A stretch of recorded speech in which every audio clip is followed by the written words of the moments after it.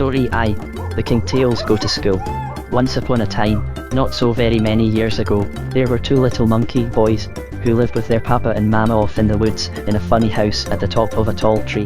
These little monkeys were the cutest and most cunning chaps you would want to see, even if you went in an airship to the circus. I have already told you something about one of them, a red monkey, who travelled with Uncle Wiggily Longears, when the old gentleman rabbit was going about, seeking his fortune.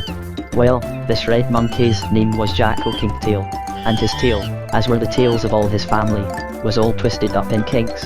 That's how Jacko got his last name, Kinkytail. His brother's name was Jumpo, and Jumpo was coloured green. The reason for that was this. Once Jumpo's mama bought him a green balloon at the circus. Jumpo was a little baby then, and he didn't know any better than to try to eat the green balloon. Perhaps he thought it was candy.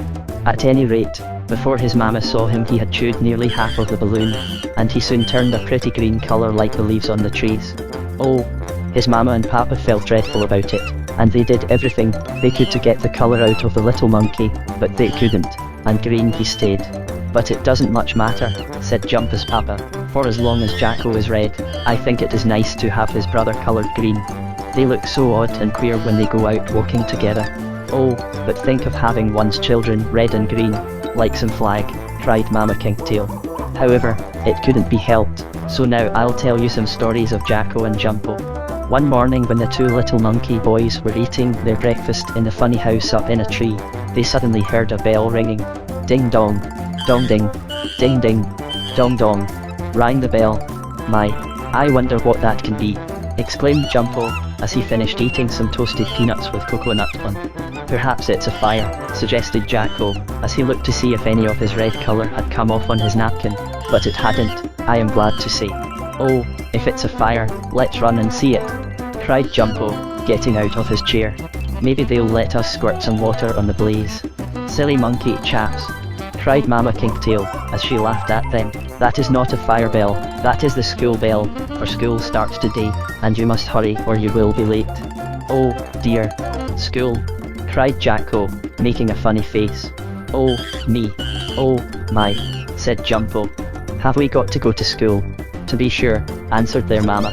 Vacation and playtime is over, and you must be at your lessons. Hurry now, there go Sammy and Susie Littletail, and Sammy has on a new suit. Yes, and there go the Bushytail brothers, added Jumpo as he saw two squirrel boys hurrying past while the school bell rang louder and louder. Oh, come on, let's go. We'll have some fun, cried Jacko, and before you knew it he was hanging by his tail from the front door bell knob, and the next moment he had scrambled down the tree trunk and was running after the squirrels and rabbits. You've forgotten your books, called his mama. Never mind, I'll take them, said Jumpo, kindly. So, picking up his own books and those of his brother, he wound his long tail about them, and down he scrambled from the little house in the tree, and soon he, too, was running to school, while the bell went on ringing. Ding dong, dong ding. Now the school where the monkeys, and all the other animal children studied, was a hollow stump in the woods, and a wise old owl bird was the teacher. Soon all the pupils were in the room, and the teacher told them how glad she was to see them back, and she said she hoped they had all had nice vacations. And I have quite a treat for you, went on the teacher.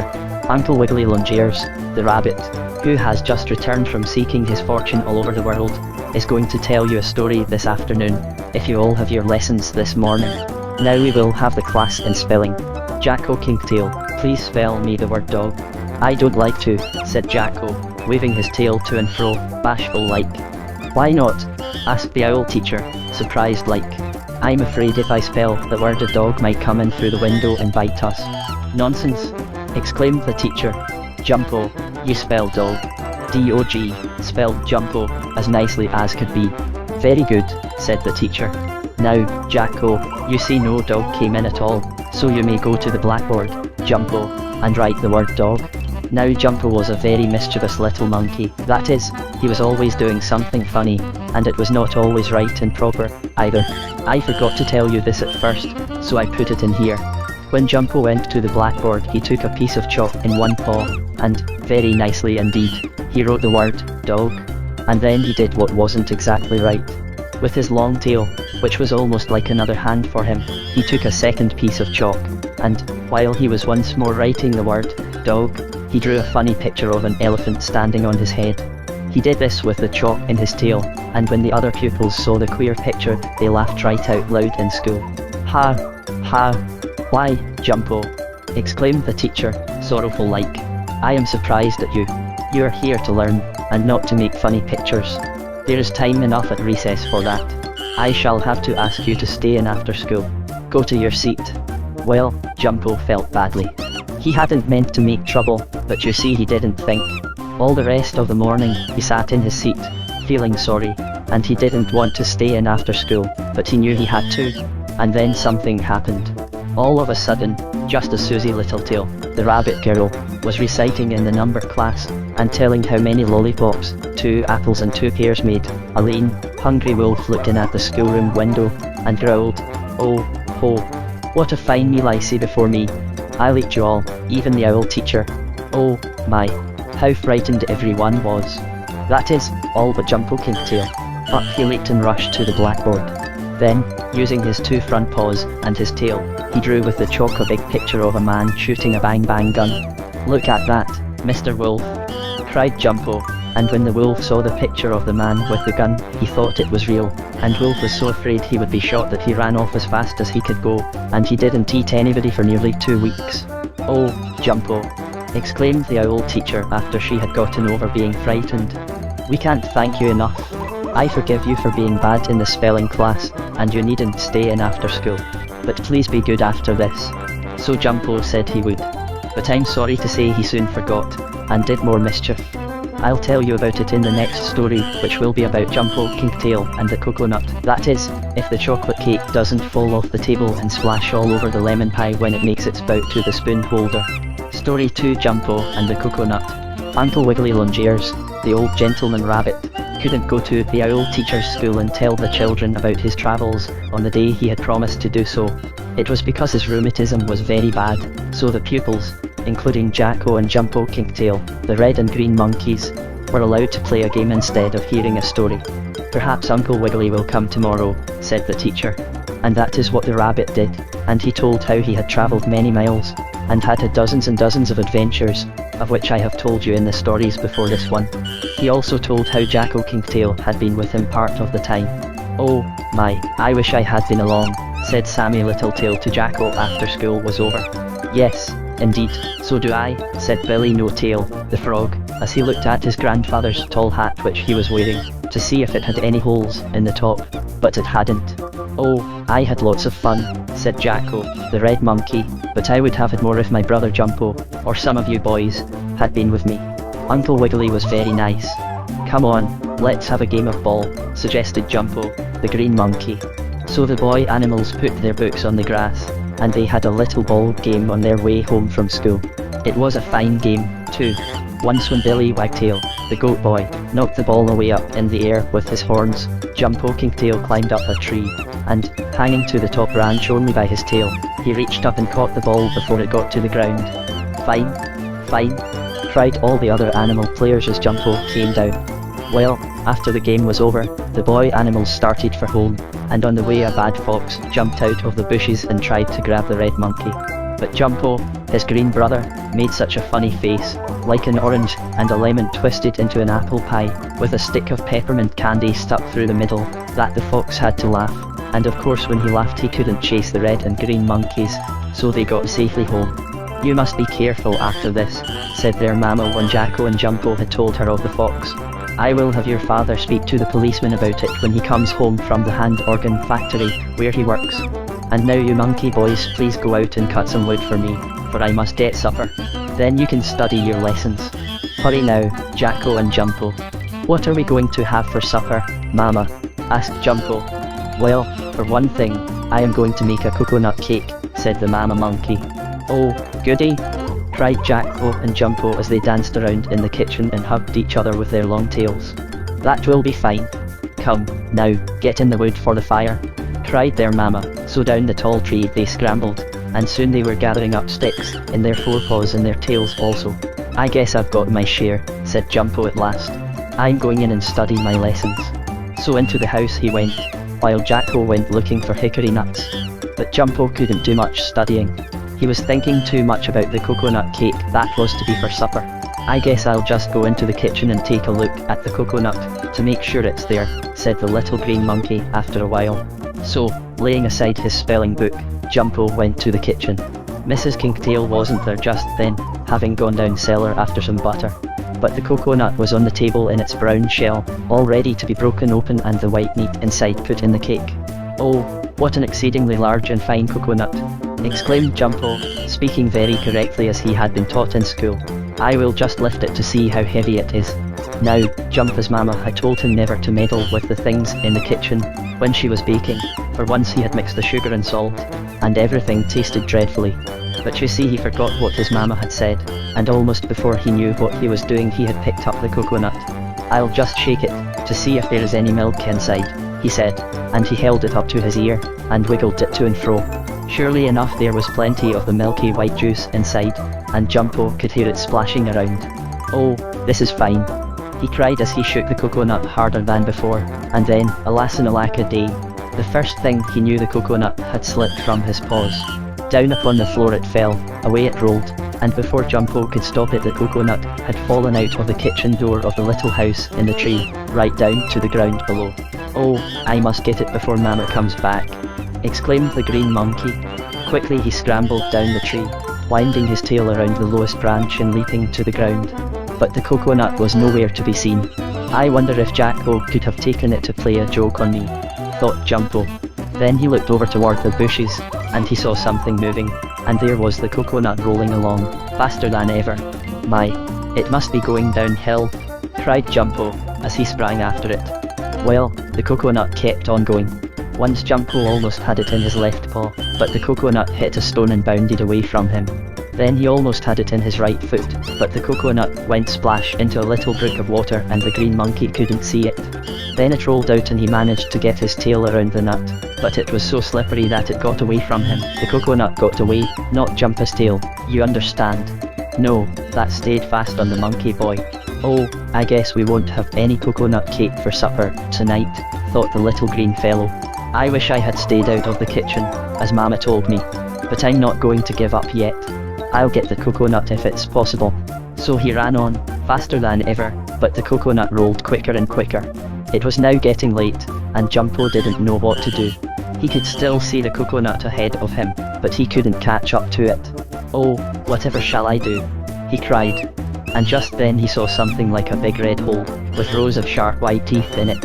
At first he thought it was his red brother Jacko, but when he looked again he saw that it was the skillery-scalery alligator. "Oh, I'm just waiting for you," said the gator with his mouth open real wide.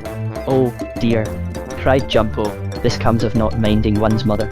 The coconut is gone and I'll soon be gone, too," for he surely thought the alligator would get him. In fact, the alligator was just going to eat up the little green monkey, when the skillery-scalery creature gave his tail a big flop. Then something round and brown sailed up into the air, came down kerbump, right on the end of the gator's nose, and bounded off. "Oh, my, someone is shooting cannonballs at me," cried the gator. "I never can stand cannonballs." So away he went, as fast as he could, taking his double-jointed tail with him. And listen, as the telephone girl says, it wasn't a cannonball at all that had hit the gator, it was the lost coconut. Jumpo caught it as it came down, after the gator had accidentally tossed it into the air with his tail, and then the green monkey hurried home with it as fast as he could hurry, and so he had coconut cake for supper after all. Of course, Jumpo's mama scolded him a little for what he had done, and he said he was sorry, so she forgave him. And the monkeys had more adventures. I'll tell you of one soon, and the next story will be about the Kinkytails making a pudding. That is, if the elephant in the picture book doesn't take the baby's rattle box and beat the drum with it. Story 3: The Kinkytails make a pudding. It happened, once upon a time, that Jacko and Jumpo Kinkytail, the red and green monkey boys, didn't have to go to school. This was because it was Saturday, when there was no school, so now I've told you the true reason. "What shall we do?" asked Jumpo of his brother, as he wound the end of his long tail around a tree branch and swung head downward while he ate an apple as easily as you can shell a peanut. "Do you want to play Indian and let me shoot you with my make-believe gun?" asked Jacko, the red monkey. "No, indeed. Thank you just the same," replied his green brother as he unhooked his tail from the tree and stood on his head, getting ready to turn a somersault. The last time you shot at me while we were playing Indian, you didn't remember that you had a cork in your pop gun, and it hit me on the end of the nose. I haven't forgotten that. I'm very sorry, spoke Jacko. Then I'll tell you what let's do. We'll go off in the woods, and maybe we can find the old monkey who has 5 hand organs, one of which he plays with his tail. Perhaps he'll let us play one. Fine, cried Jumpo, so off they started for the woods. Well, they looked some more, but they couldn't find the monkey who had 5 hand organs, and pretty soon those 2 boys went back home. But when Jacko and Jumpo got to the little house in the tree, their mama wasn't there. Instead, she had left a note on a plate of bread and jam for them. The note said, "Dear Jacko and Jumpo, I have gone to call on Aunt Letty, the old lady goat. I will be back in time to get your supper." "Well," said Jumpo, winding his tail around the leg of a chair before he sat down in it, "I hope she does come back in time for supper, for I am hungry. However, she left some bread and jam for us. Let's eat that. She is the best mama in all the world," said Jacko, as he took some of the bread and jam, "and I think we ought to do something for her." "What could we do?" asked Jumpo. "Why, we could get something ready for supper, so she won't have to work so hard when she comes in. Let's make a cake." "No, let's make a pudding," suggested Jumpo. "A pudding is ever so much easier, and besides it will be done quicker, and we can taste it to see if it's good." "Fine," cried Jacko, "we'll make a pudding. But how do you do it?" "It is easy," said his brother. "You take some milk, and some sugar and some eggs and coconut, and things like that, and mix them up in a pan. Then you bake it in the oven." "What, the pan or the pudding?" Jacko wanted to know.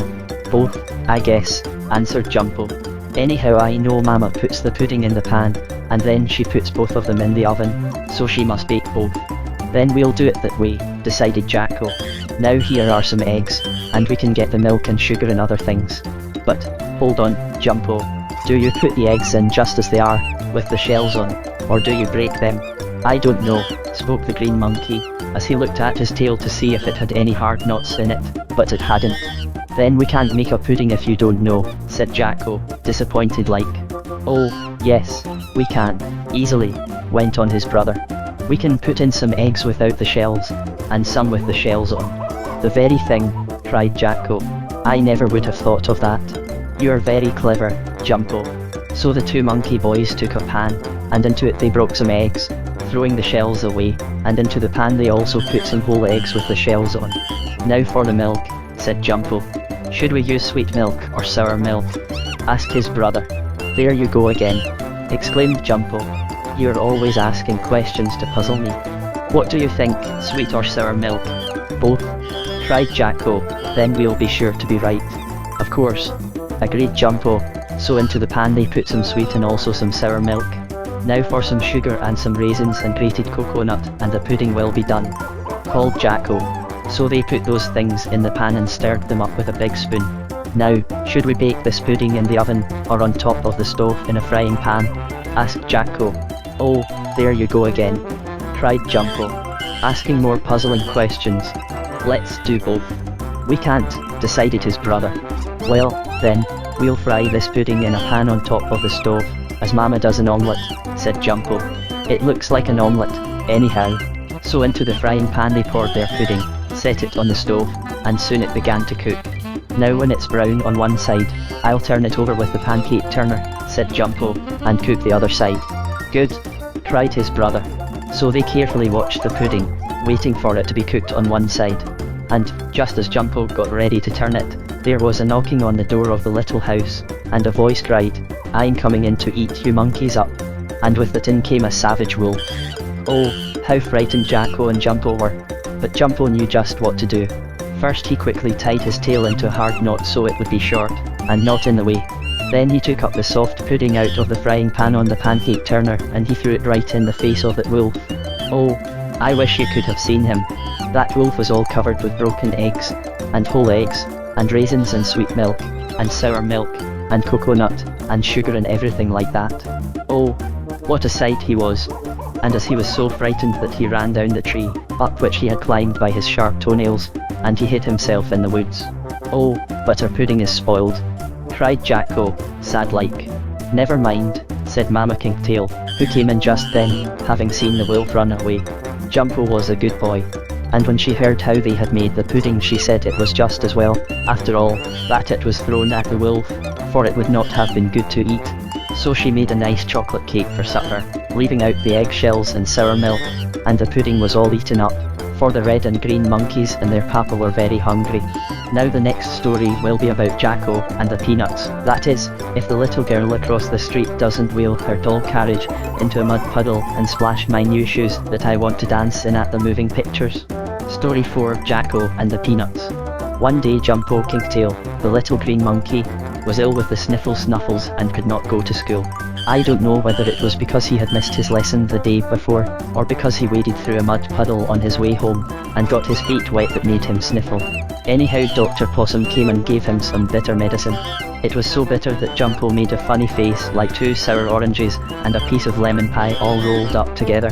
And his brother Jacko laughed, which didn't make Jumpo feel any better. Humph. I don't laugh when you're ill, said Jumpo, twisting up his face like a crooked donut. I'm sorry, but really I couldn't help it, said Jacko, as he got ready to go off to school. You do make the funniest faces, Jumpo. But I'll tell the teacher you can't come to class, and I'll ask her what lesson you are to study. Then I'll bring home your books. Oh, you needn't bother, said Jumpo quickly. I guess I'm not sick enough for that. Just tell teacher that I can spell count out. I know better than to begin it with a K, for that is the lesson Jumpo had missed the day before he was taken ill. Well, Jacko started for school, and on the way all the other animal children asked him where his little green brother was. I'm very sorry, said Willie No-Tail, the frog, when he had heard what was the trouble. I like Jumpo because he is the same color I am, and tomorrow I'm going to bring him some green grapes so he can play marbles with them in bed. That will be nice, said Jacko. Then he got to school and told the teacher about Jumpo. Of course the owl lady was also sorry for the little sick monkey, and she wrote him a nice note on a piece of white coconut, so that after Jumpo had read it he could eat the coconut, that is, when he was well enough. Pretty soon it was time for school to be out, and Jacko hurried home to be with his sick brother. I'll just take the short path through the woods, thought the little red monkey. Then I'll be home quicker, and I wish I had a penny, or a 5-cent piece. Then I would buy Jumpo an ice cream cone. But I haven't any money. So of course when one has no money one can buy no ice cream cones, but still Jacko wished it just the same, which shows that he had a kind heart.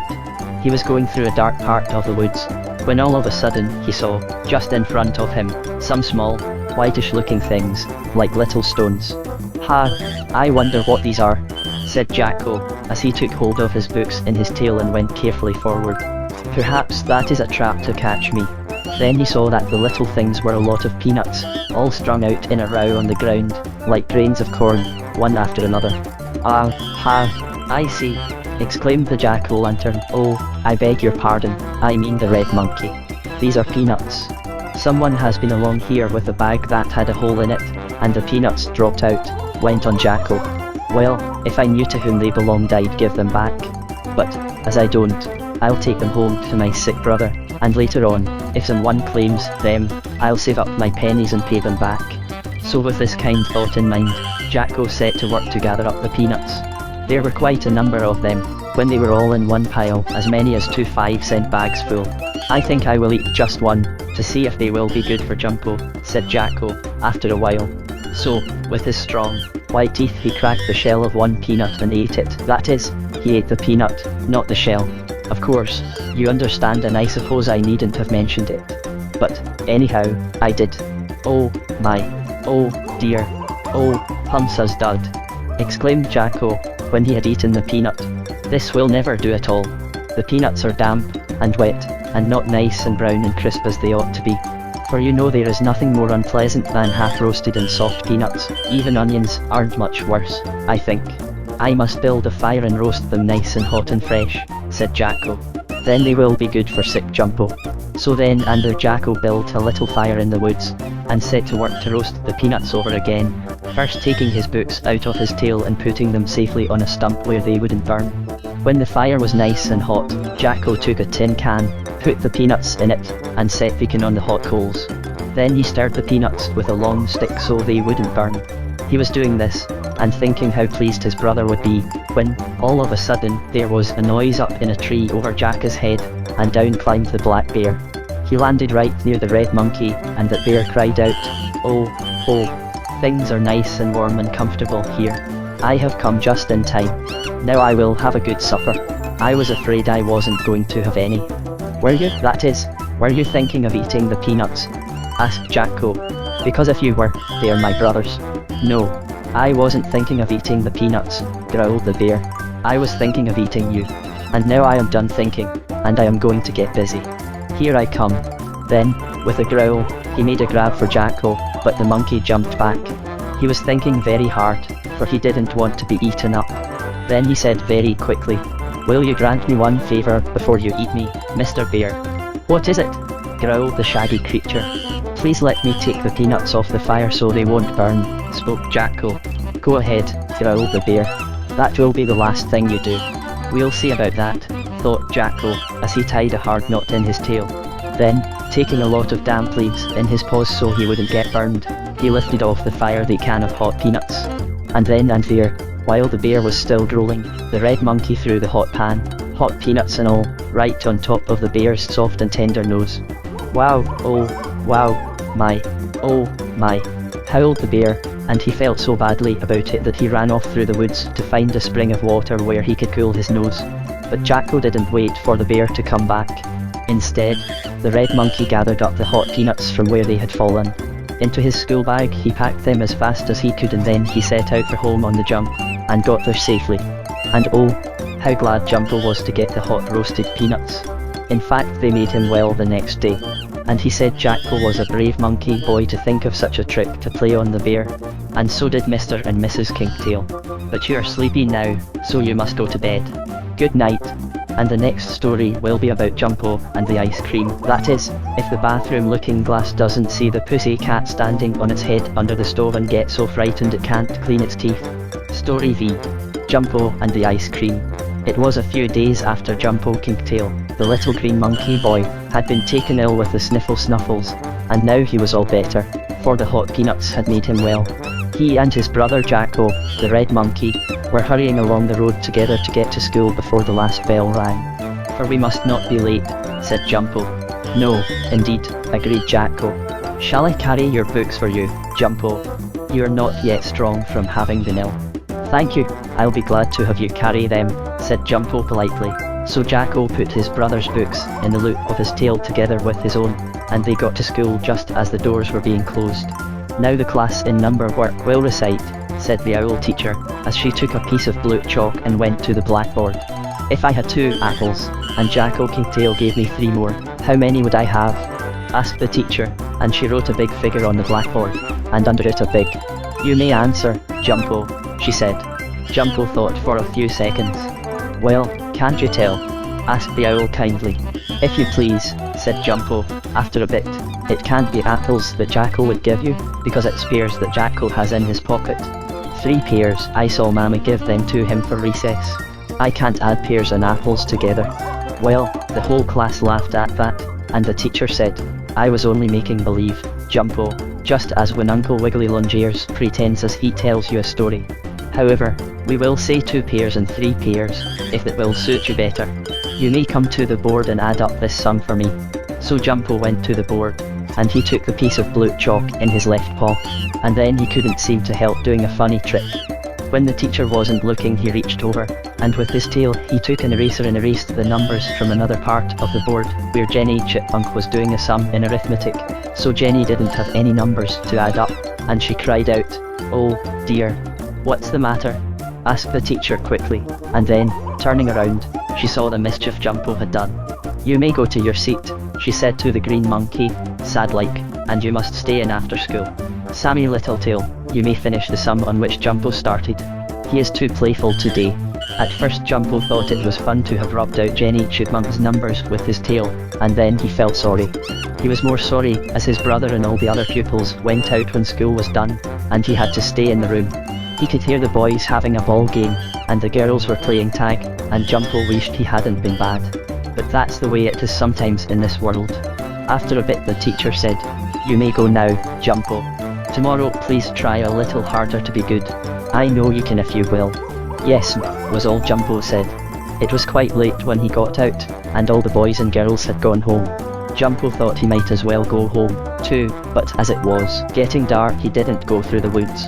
Instead he went around by way of Grandfather Goosey Gander's home.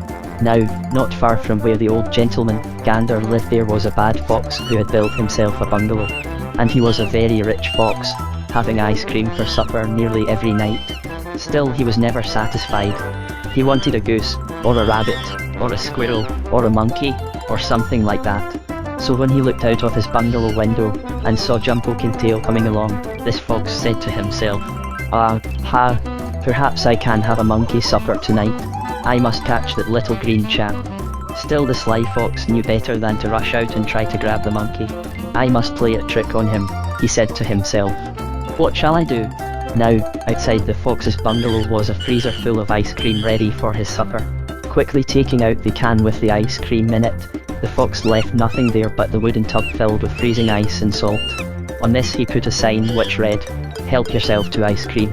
Well, of course, when Jumpo saw that sign he thought he would take some cream. "I'll eat a bit," he said, "and bring some home to my mama and papa and Jacko. Oh, someone was very kind to leave this here for me." You see, he didn't know the trick the fox had made up to catch him. Into the freezing mixture of ice and salt poor Jumpo plunged his paw, and in an instant it was frozen fast there, and he couldn't get it out, as the late afternoon was cold. Pull and pull as he did, the little green monkey was held fast, just as if he was in a trap. Oh, dear. This is terrible. Oh, it isn't ice cream at all. It's just ice, and I'm frozen fast. Will no one help me? Cried Jumpo. No, said the fox, no one will, and when it gets dark enough, so no one can see me, I'm coming out and get you and eat you. I have you fast, just where I want you. And indeed it did seem so, for the harder Jumpo pulled the tighter he was held. He begged and pleaded, but it was of no use.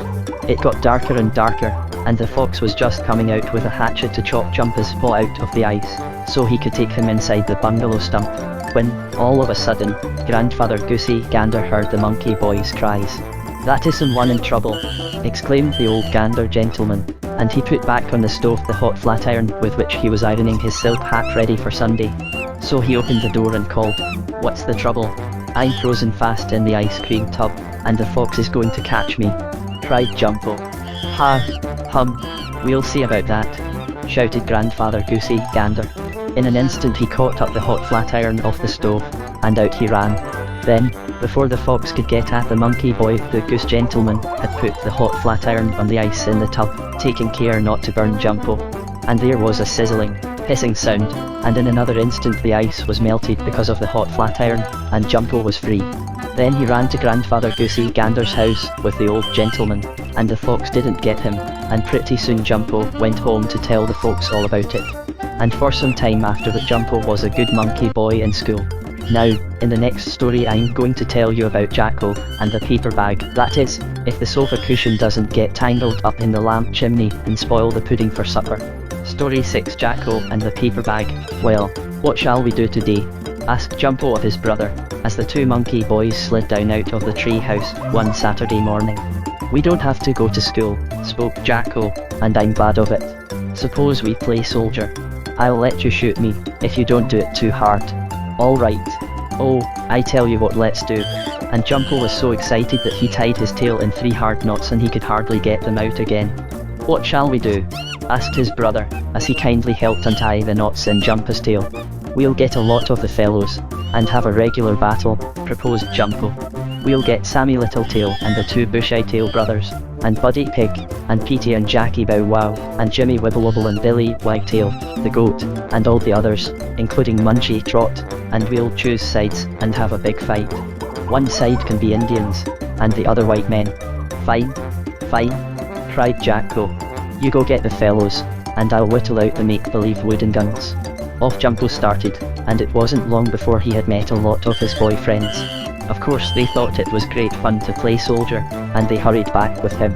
By this time Jacko had a lot of guns made, and then the boys divided into 2 parties. Jacko was captain of one side, and he and his friends were to pretend to be white soldiers, and the others, of which Jumpo was captain, were to be the Indians. Now, we'll go off in the woods, said Jumpo, and we Indians will wait until you white fellows have built a cabin. Then we'll come in the night, make-believe night, you know, and we'll shoot at you, and burn the cabin down, and take you prisoners. No fear throwing stones," cried Buddy Pig, looking to see if any tail had grown on him yet, but none had. "No, there must be no stones," declared Jacko. "Now fellows, get to work building our cabin. Billy Wagtail, you get some long sticks, and, Buddy, you get some small ones."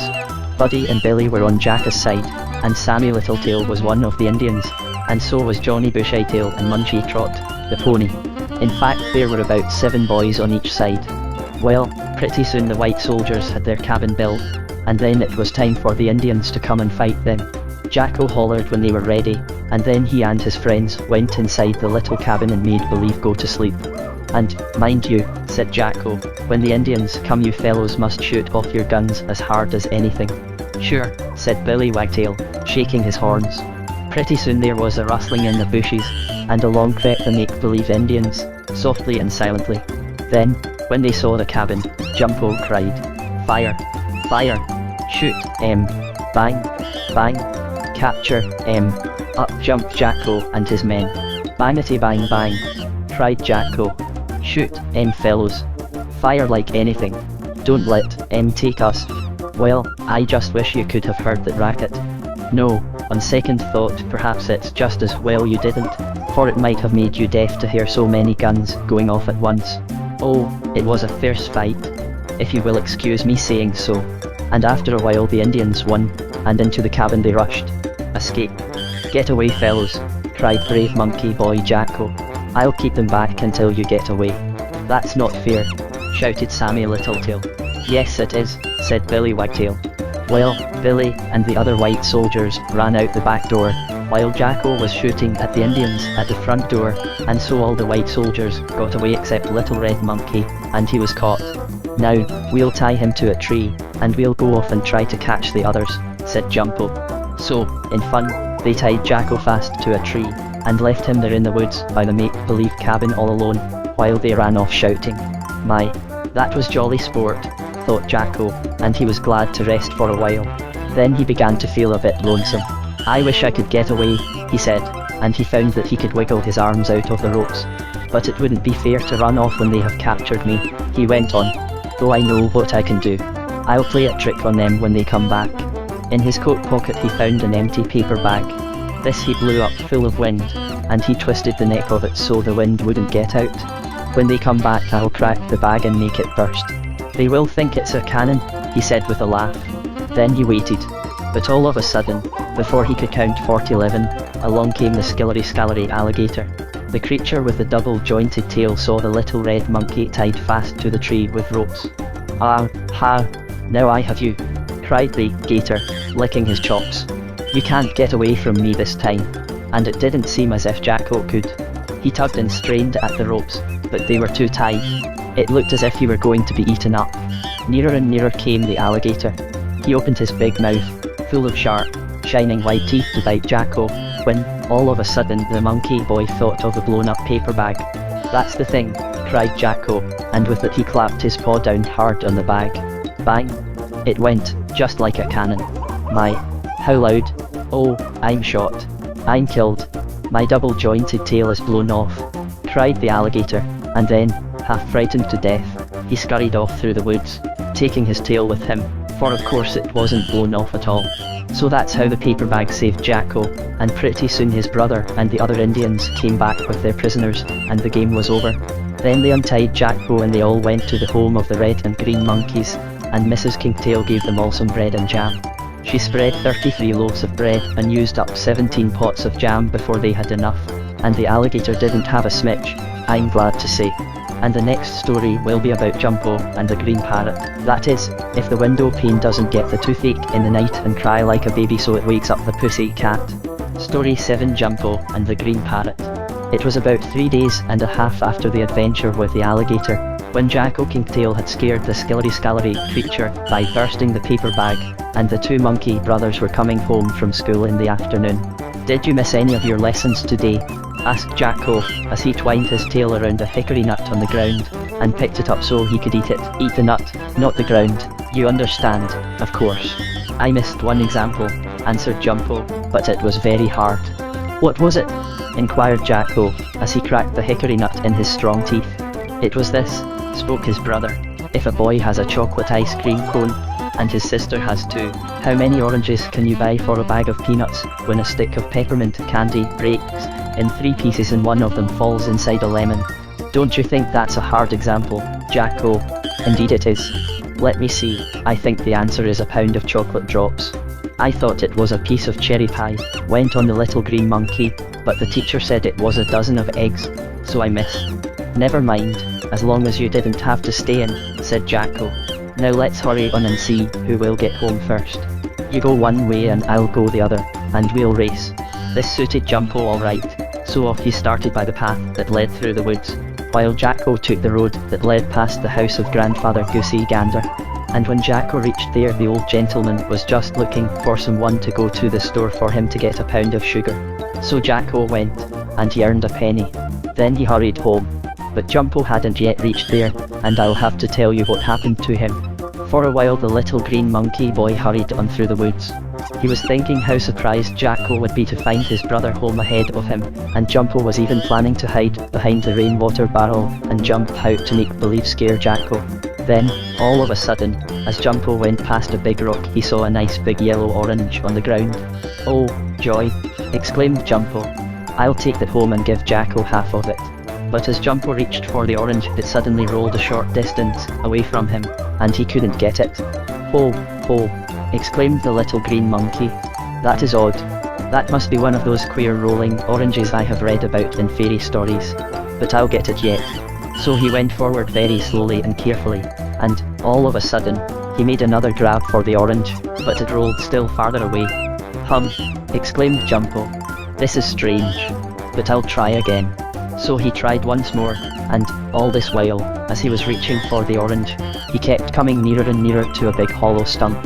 And Jumpo never noticed that there was a string tied to the orange, and that the orange was being pulled by a bad old wolf, who was hiding in the stump. You see that the wolf was so old that he couldn't walk around and catch his meals anymore, so he took the plan of getting little animals to his den.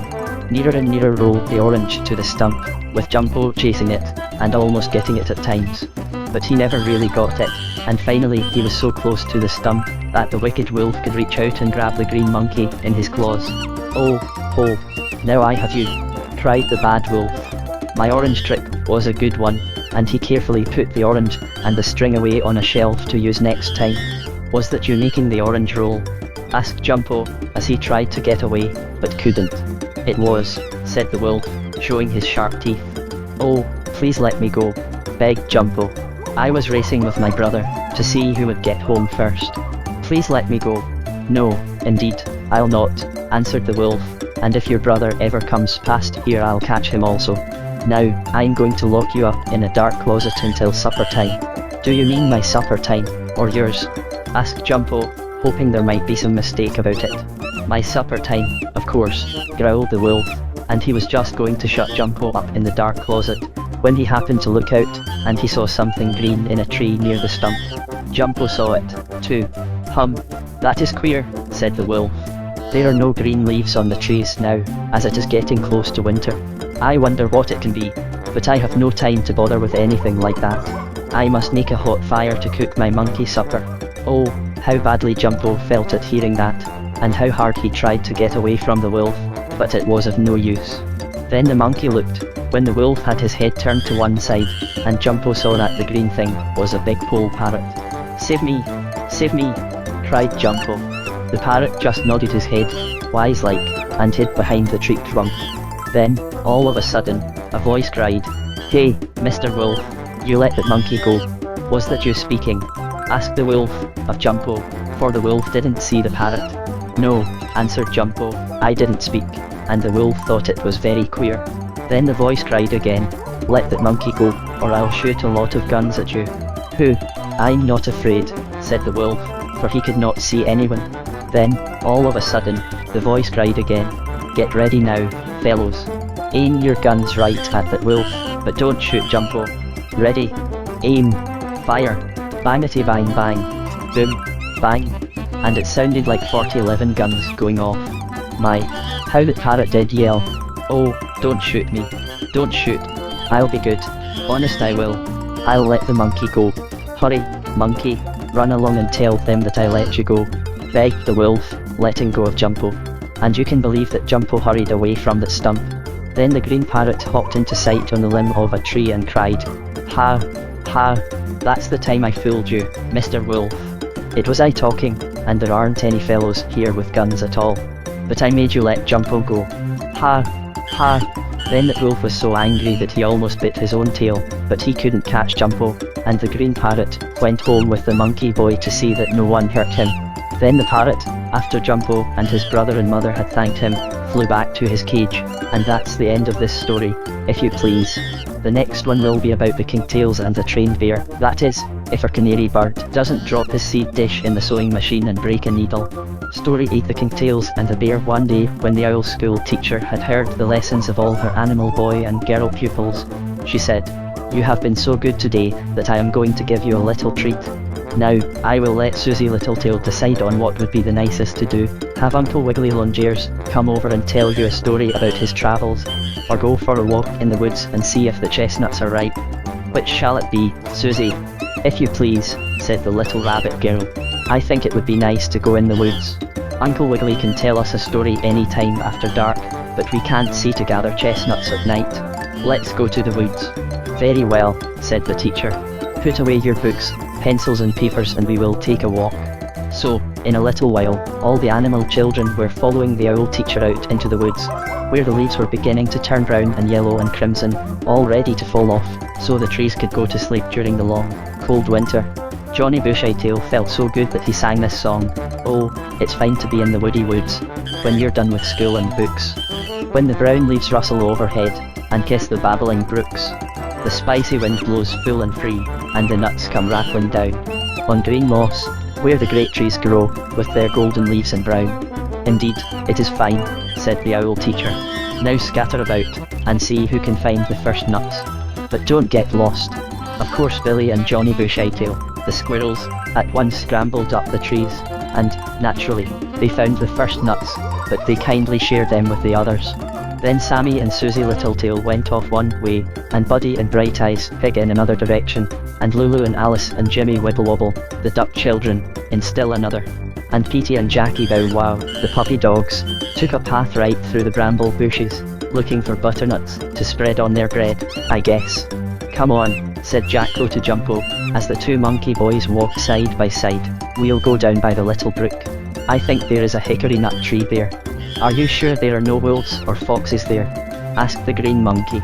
"I don't believe there are any," said the red monkey. "We'll get a lot of nuts and give the others some." So away they went through the forest, sometimes hanging by their tails from the low branches, sometimes turning somersaults and sometimes swinging by their feet, for they could hold on by their toes as well as you can by your fingers. "Oh, there's a nut tree," suddenly exclaimed Jacko, as they got down by the little brook. "And see all the nuts," cried Jumpo, for the ground was just covered with them. Then the monkey boys began filling their pockets. They had almost as many nuts as they could carry, and they were thinking of going back to join the others, for they could hear the teacher calling to the pupils some distance off in the woods. And then, all of a sudden, Jacko looked toward a big stump, and he exclaimed in a whisper to Jumpo, "Look at the big bear." "Where?" asked Jumpo, getting close to his red brother. "There," whispered Jacko again, and he pointed toward the stump. Surely enough, there was a bear, wearing a blue cap and a pink coat. And, oh, what a big fellow he was. "He hasn't seen us," said Jumpo, in a low voice. "Perhaps we can get softly away before he does see us, and then we can tell the others to hurry out of the woods." "Move very softly, Jacko." "I will," whispered the red monkey, and he tried to, but all at once some hickory nuts fell out of his pocket and they made quite a noise as they hit a flat stone. "Ha! Who's there?" asked the bear quickly, and he looked up, straight at the two monkeys. Then they could see that he had been reading a big book. "Who's there?" cried the bear again, in a sort of savage voice. If you please, we are here," said Jacko. There was no use in saying they weren't there, for the bear could see them perfectly plain. "All right, I am coming over to you," went on the shaggy creature, closing his book. Oh, please don't come," begged Jacko. "We can see you very well from here." "Oh, if he comes, he'll eat us, and then he'll hear the others shouting, and he'll go over and eat them and our teacher also," whispered Jumpo. Oh, if we could only send them some word to warn them to run away. Why shouldn't I come over to you? Asked the bear. Of course, I'm coming. Watch me. And with it he stood up on his head, and walked on his front paws, and in that way he quickly came to where Jacko and Jumpo were standing. I never saw a bear walk that way before, said the red monkey, surprised like. Perhaps he is a crazy bear, suggested Jumpo. That kind is very savage. Oh, I know he'll eat us. Poor teacher, too. By this time the bear was close to the monkeys. I am very pleased to see you, he said in a growlery voice, and he turned a somersault, and stood on his left hind leg. Then he took off his blue cap in his claws, made a low bow, and began to dance around Jacko and Jumpo, at the same time humming a tune. How's this? Asked the bear, as he stood on the end of his stubby tail, and opened his mouth real wide. I call that a right clever trick myself, but what do you think of it? It is very pretty, said Jumpo. But when are you going to eat us? Eat you? Why, bless my huckleberry pie appetite, cried the bear kindly. I never eat anything but popcorn balls. You haven't one about you, I suppose. And he stood on one ear and made a funny face, by twisting his tongue like a merry-go-round. No, we have no popcorn balls, spoke Jacko. But aren't you a savage bear? Not a bit of it, roared the bear in a laughing voice. I'm the jolliest trained bear you ever saw. I wouldn't hurt even a trolley car, and with it he did another dance, and sang such a funny song that Jacko and Jumpo burst out laughing. Eat you? Cried the bear. I never thought of such a thing. You see, I work for a man who makes me do tricks all day long, so I never get any time for studying. But today I ran away and took my book with me. I'm studying up to be a cook, you see, and I want to learn how to make popcorn balls, so I won't have to buy any. And then he stood on one toenail and cracked a nut in his teeth. Well, of course, Jacko and Jumpo were glad they weren't going to be eaten up, and when the trained bear heard there were other pupils in the woods, he went with the monkeys to where the rest of the animal children were and did for them all his tricks, and some more besides. Then the bear had to go back home, and so did the pupils and the owl teacher, and I guess you have to go to bed. Now I'm going to tell you next about the Kinkytails playing hide and go seek. That is, if the postage stamp doesn't stick on my spectacles so I can't see the goldfish jumping over the snail's back. Story 9. The Kinkytails at hide and seek. It was a rainy Saturday, and if there is anything worse than that, I'd like to know it. You see, you don't have to go to school, and you have all day to play, but when it rains, why, what can you do? Just answer me that, if you please. Ha, I knew you couldn't. Well, that's exactly how it was with Jacko and Jumpo Kinkytail, as they stood at the window of the little house up in the tree and looked at the raindrops splashing against the glass. Oh, dear, cried Jumpo. Oh, dear, groaned Jacko. Oh, my, exclaimed their mamma. What poor, miserable little monkey boys you are, to be sure. But there isn't anything to do, grumbled the red monkey.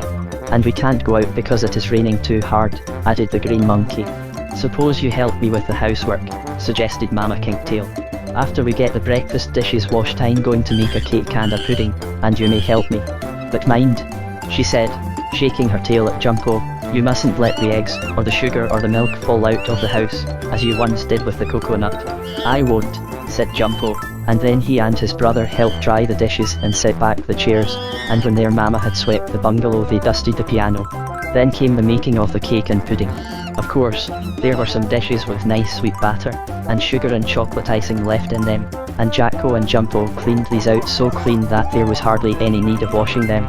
By this time it was the dinner hour, and Mr. Kinkytail came home from the hand organ factory, where he worked at making music. But in the afternoon it still rained harder than ever, and the monkey brothers stood at the window and looked at the splashing drops, and cried, oh, dear, so often that finally their mama said, I'm going to telephone over for the Wibblewobble children to come and play with you. Those ducks won't mind the rain a bit, for it will run right off their backs. You can play in the house, and I can have some peace and quietness to get my mending done. I'll telephone right away. So Mrs. Kinkytail telephoned, and Mrs. Wibblewobble said the duck children could come right over. Jacko and Jumpo watched for them at the window, and soon they saw Jimmy and his two sisters paddling through the mud puddles. What shall we play? Asked Jacko, when the visitors had shaken the water off their feathers, after having flown up into the tree bungalow. Tag, said Alice Wibblewobble, as she looked to see if her hair ribbon was on straight. No, there isn't room for that, spoke Lulu. I think hide and seek would be better. We can play that, can't we, Mrs. Kinkytail? Oh, yes, said the monkey mama as she mended one of Jumpo's torn stockings. A ball game would be lots of fun, said Jimmy, the boy duck, but then I suppose we might break a window. It will have to be hide and seek.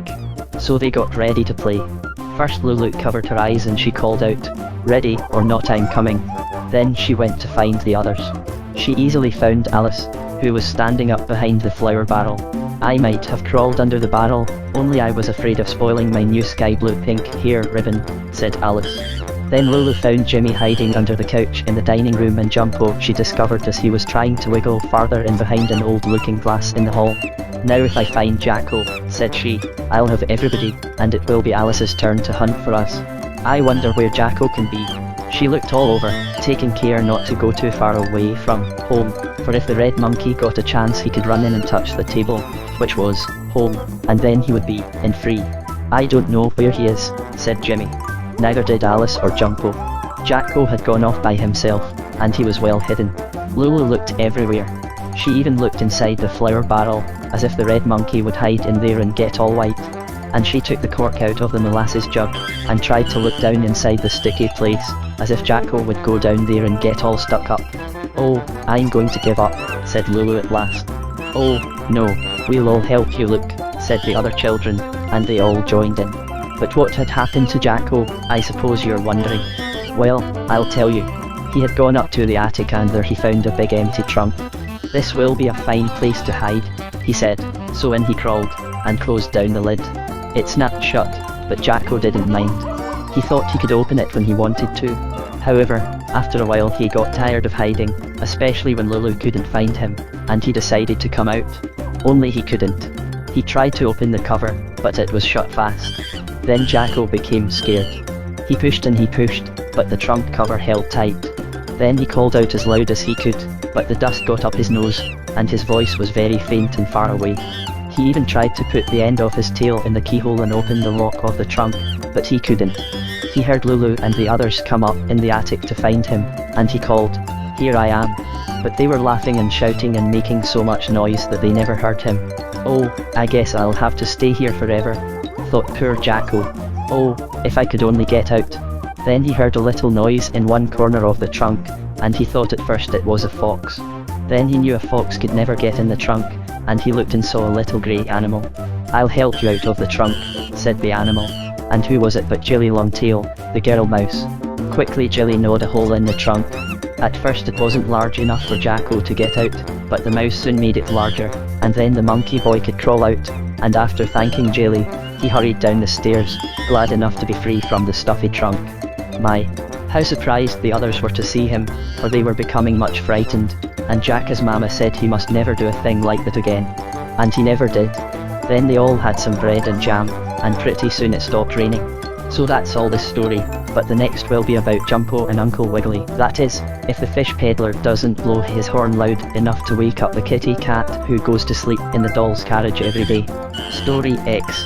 Jumpo and Uncle Wiggily. It was almost time for school to be out, and nearly all the pupils were sitting quietly at their desks. The owl school teacher was just hearing the geography class recite, and that was the last lesson of the day. Jacko Kinkytail, spoke the teacher, as she took up a piece of red chalk. "Where do coconuts grow?" "In our house," said Jacko very quickly. "Why, the idea," exclaimed the teacher. "I mean, in what country do coconuts grow?" "Well, I'm sure they grow in our house," said the red monkey, "because I saw one there today. My mama is going to make a cake of it." Of course all the children laughed at that, and the teacher had to laugh also, though she didn't exactly want to. "Well, Jacko, you may go home," she said suddenly, "and so may all of you. School is out. Now be on time tomorrow, and, Jacko, you must take your geography when you get home, and find out where coconuts really come from." So when Jacko and Jumpo were walking home together, the red monkey asked his green brother where he thought coconuts came from. "The grocery store, of course," said the green monkey, quickly. "I should have thought you'd have known that. Didn't you go to the store for some the other day, and didn't the grocery man have a lot of them in a barrel?" "Coconuts grow in barrels in the store, of course." "Oh, why didn't I think of that?" cried Jacko. "I'll tell the teacher tomorrow." But now let's have a race, and we'll see who'll be the first to get to the old black stump where the giant used to eat his dinner. Alright, agreed Jumpo. So off they started. First Jacko was ahead, and then he accidentally got a stone in his shoe and had to stop to take it out, so Jumpo got ahead. And then, as the green monkey was going through a dark part of the woods, he saw something crawling under the leaves. Oh, maybe it's a snake, exclaimed Jumpo. I'm going to wait until Jacko catches up to me. So he waited and waited, but no Jacko came. In fact, Jacko had got tired of playing the racing game, and he had gone home another way. Then Jumpo thought he would be brave, and go over by himself to see what was moving under the leaves. And, if you will believe me, it was nothing but a harmless snail, crawling along with his shell house on his back. How silly of me to be frightened, cried Jumpo, with a laugh. After this I'm first going to see what it is, and get frightened afterward. That is, if there is anything to scare me. So he said, howdy do, to the snail, and then the monkey boy went on toward home. Over the hills, up and down, among the trees, hopping across little brooks he went, until pretty soon, just as he was coming out of the woods he heard a loud, banging noise. That's a gun, cried Jumpo. A gun, and someone is out shooting. Oh, I must be careful or I'll be shot. So the poor monkey boy hid down behind a rock and waited. And then, all of a sudden, there came another bangety bang bung noise, and someone shouted out loud. My, I nearly got it that time. Worse and worse, thought poor Jumpo, shivering. They are coming after me. Then he saw something moving behind a stump, and a big, ugly fox looked out at him. Oh, this is terrible, cried the green monkey. I can't stay here or the fox will get me, and if I go out of the woods the man with the gun will shoot me. What shall I do? Perhaps the man may be kind, and let me go. I think I'll go out so the fox won't eat me. And Jumpo leaped out only just in time, for the fox saw him then, and made a jump for him. And there came another bangety bung bang noise, and Jumpo shivered again. When he got out in the field, just beyond the woods, he looked for a man with a gun, but he could see no one. Down the road, however, he did see a friend he knew, and it was no one else than Uncle Wiggily Longears, the old gentleman rabbit. And Uncle Wiggily was standing beside something with 4 big wheels and a black front on it, and it had a wheel up by the seat, and a lot of shiny things on it, and there was a smell like gasoline coming from it. My, I wonder what it is that Uncle Wiggily has, thought the green monkey. It looks like a carriage, but there is no horse to it. However, I'm going to ask him to save me from the man with the gun. And as Jumpo ran toward the old gentleman rabbit, once more there sounded that banging noise, and the monkey saw Uncle Wiggily jump back very quickly. Why, it's Uncle Wiggily who is shooting, cried Jumpo.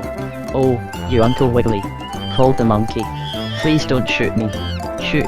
I'm not going to shoot anybody, said the rabbit. I'd like to shoot my automobile, though, for it won't go, and it is making those banging noises like a gun. I never saw such a machine, never in all my travels to seek my fortune. Here I am, stuck. Oh, ho, an automobile, eh? Cried Jumpo. Yes, said the rabbit. Since I got so rich I bought one of them, and now I wish I hadn't. Here I am, miles from home, and I can't get it to go. I've twisted the thingamabob, and poured oil down the what is it, and squirted gasoline on the dingus, and wiggled the touch me not, and jiggled the who is it and even tickled the tinkerum. Still it won't go, and it keeps making the bang bang noise like a gun whenever I turn the crank. Oh, and my rheumatism hurts me so, and I'm so tired. Perhaps I can help, said Jumpo. Does the crank in front make music like a hand organ? I only wish it did, spoke the rabbit, as he gave it another twist. But there was only another bang. I give up, cried Uncle Wiggily. That crank doesn't do anything. Never mind, cried Jumpo. I'll help you home. You sit up in the auto and steer it, and I'll get a rope and pull you home along the road, and you'll be there in time for supper. Well, the rabbit gentleman didn't believe the green monkey was strong enough to pull the heavy car, but Jumpo was, and soon the auto and Jumpo and Uncle Wiggily were safe home, and the auto man soon had the machine fixed, so it would run like an alarm clock.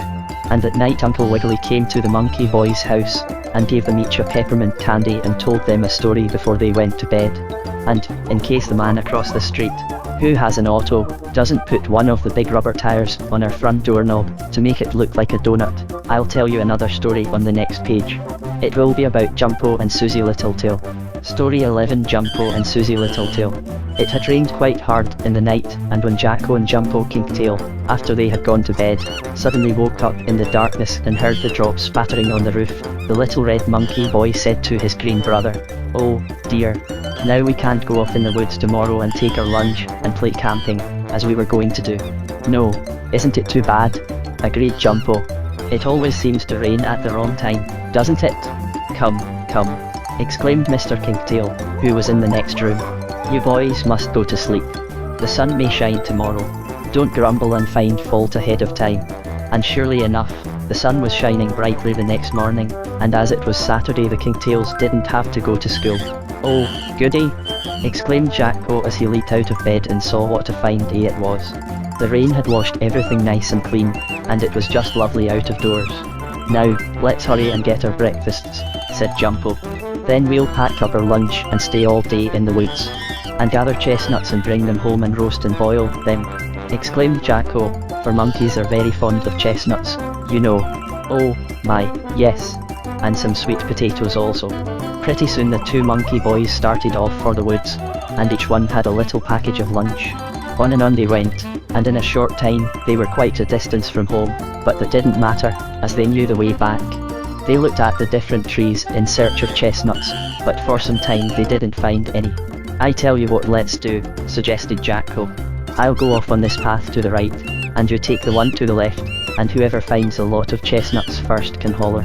Then, if it's you, I'll come and help you gather them, but if I find them, then you must come and help me." "Good," cried Jumpo. "We'll do it." So Jumpo went to the left path and Jacko took the one on the right. Well, Jacko hadn't gone very far before he came to a tree, and under it was a whole pile of chestnuts, all nicely gathered together. "Oh, ho, this is fine," cried the monkey boy. "Hello, Jumpo," he called, as loudly as he could. "Come here." "What do you want Jumpo for?" asked a voice in a tree overhead, and there was an old gentleman squirrel with a small sack on his back. "I want him to help me pick up these chestnuts," said Jacko. "Oh, but those are my chestnuts," said the squirrel. "I have gathered them to eat during the winter. I'm sure you wouldn't want to take them away from me." "No, indeed," said the red monkey politely. "I didn't know they were yours." "Then I'll show you where there are a lot more," said the squirrel gentleman, "and you can gather them for yourself." The squirrel took the monkey boy to another place in the woods, and oh, what a pile of chestnuts were there. Jacko called for Jumpo as hard as he could, but the green monkey didn't come. "Perhaps he has found some nuts for himself," thought Jacko. "Very well, I'll gather these, and wait until he comes." But Jumpo was having quite an adventure by himself, and I'll tell you about it. He walked along and along, after Jacko had left him, but he couldn't find even a last year's chestnut burr, and he felt quite badly about it.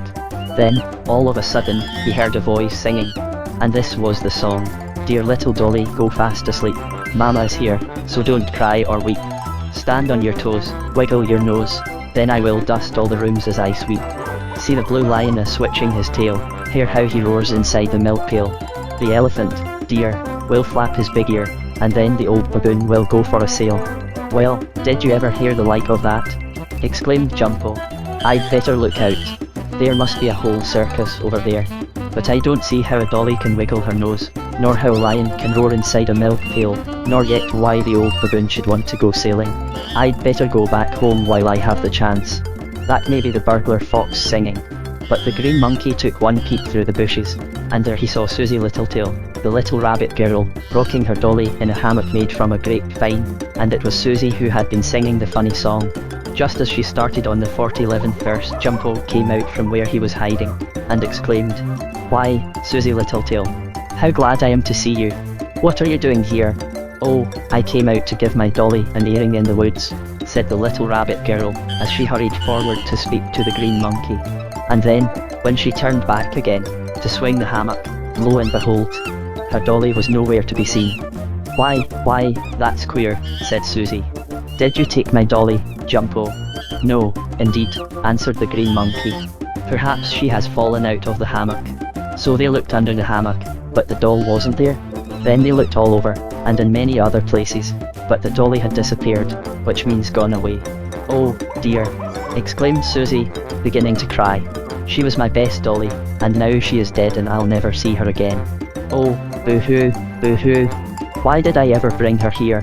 Don't cry, said Jumpo kindly. I'll help you look for her. So he looked in all the places he could think of, but it was of no use. Oh, I just know a bad giant has taken her, cried Susie. Or else it was an eagle. I didn't see anything like that, spoke Jumpo.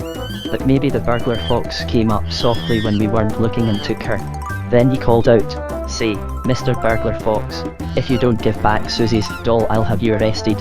There was no answer, but a moment later there was a rustling up in an oak tree, which had some brown leaves on it, and then Jumpo caught a glimpse of the doll's blue dress, and he also saw a big crawly snake, with his tail wound around a limb of the tree, and that snake was holding the doll fast in his coils. He had reached down and taken the doll when Susie wasn't looking. "Oh, the snake has your doll," cried Jumpo. "And how shall I ever get her?" asked the rabbit girl. "Leave it to me," said Jumpo. "You'll never get this doll," hissed the snake, like a steam radiator. But Jumpo knew a good trick. He went off in the woods until he met a cow, and he asked the cow for some milk, and the cow gave him a whole pailful. Then Jumpo went back and put the pail of milk where the snake could see it. Now you know snakes like milk better than anything, better even than boys and girls like ice cream cones. So as soon as the snake in the tree saw the milk, he at once let go of the doll, uncoiled himself, and hurried down for the milk, before the cow could take it away. "Oh, now I have my dolly back," cried Susie in delight, and she quickly caught and hugged Clotilda Raspberry Shortcake, which was the doll's name, and then Susie and Jumpo ran away before the snake could get them, and they found Jacko, and each had a lot of chestnuts. So that's how Jumpo helped Susie Littletail, and that's all there is to this story. But the next one will be about Jacko and the little mouse, that is, if the water pitcher doesn't turn over and go to sleep in the baby's crib and scare the goldfish. Story 12, Jacko and the Little Mouse. "Jacko, will you go to the store for me?" called Mama Kinkytail to the little red monkey, one afternoon, when he had come home from school. "Yes, mother," he said. "What do you want?" "Well, I need a dozen coconuts and 2 pounds of sugar, and some chocolate and some flour." "Oh, you must be going to make a cake," cried the monkey boy, tying 2 hard knots in his tail. "You have guessed it," answered his mother. "Hurry now, and the cake will be baked in time for supper." "Oh, but I wish Jumpo was here to go with me," said Jacko, as he started off.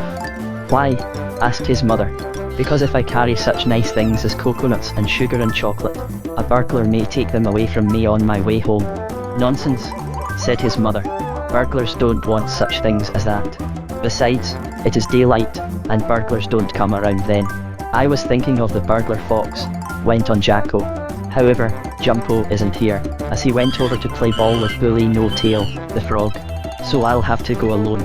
Off he started, and of course, he wasn't a bit afraid going to the store, for he had nothing with him but the money, and that was away down at the bottom of his pocket, and Jacko held his little brown paw tightly over the coins, so they couldn't jump out. Then he reached the store, and gave the money to the grocery man. "Now don't drop the coconuts," said the grocery man, as he made up a package of the nice things Jacko had bought. "Can you carry all of them?"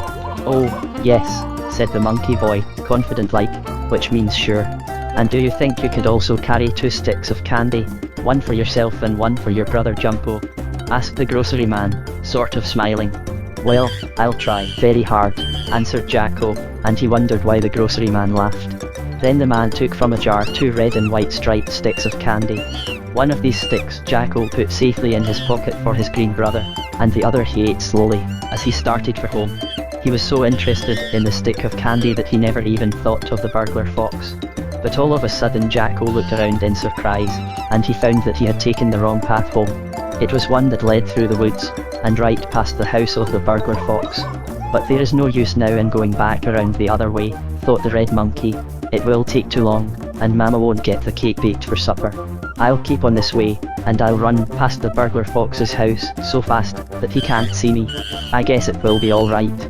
So, taking tight hold of his bundle of coconuts and sugar and chocolate and flour, and holding fast to the candy stick, Jacko went on. Pretty soon he came to the house where the fox lived, and then the monkey boy got ready to run as fast as he could.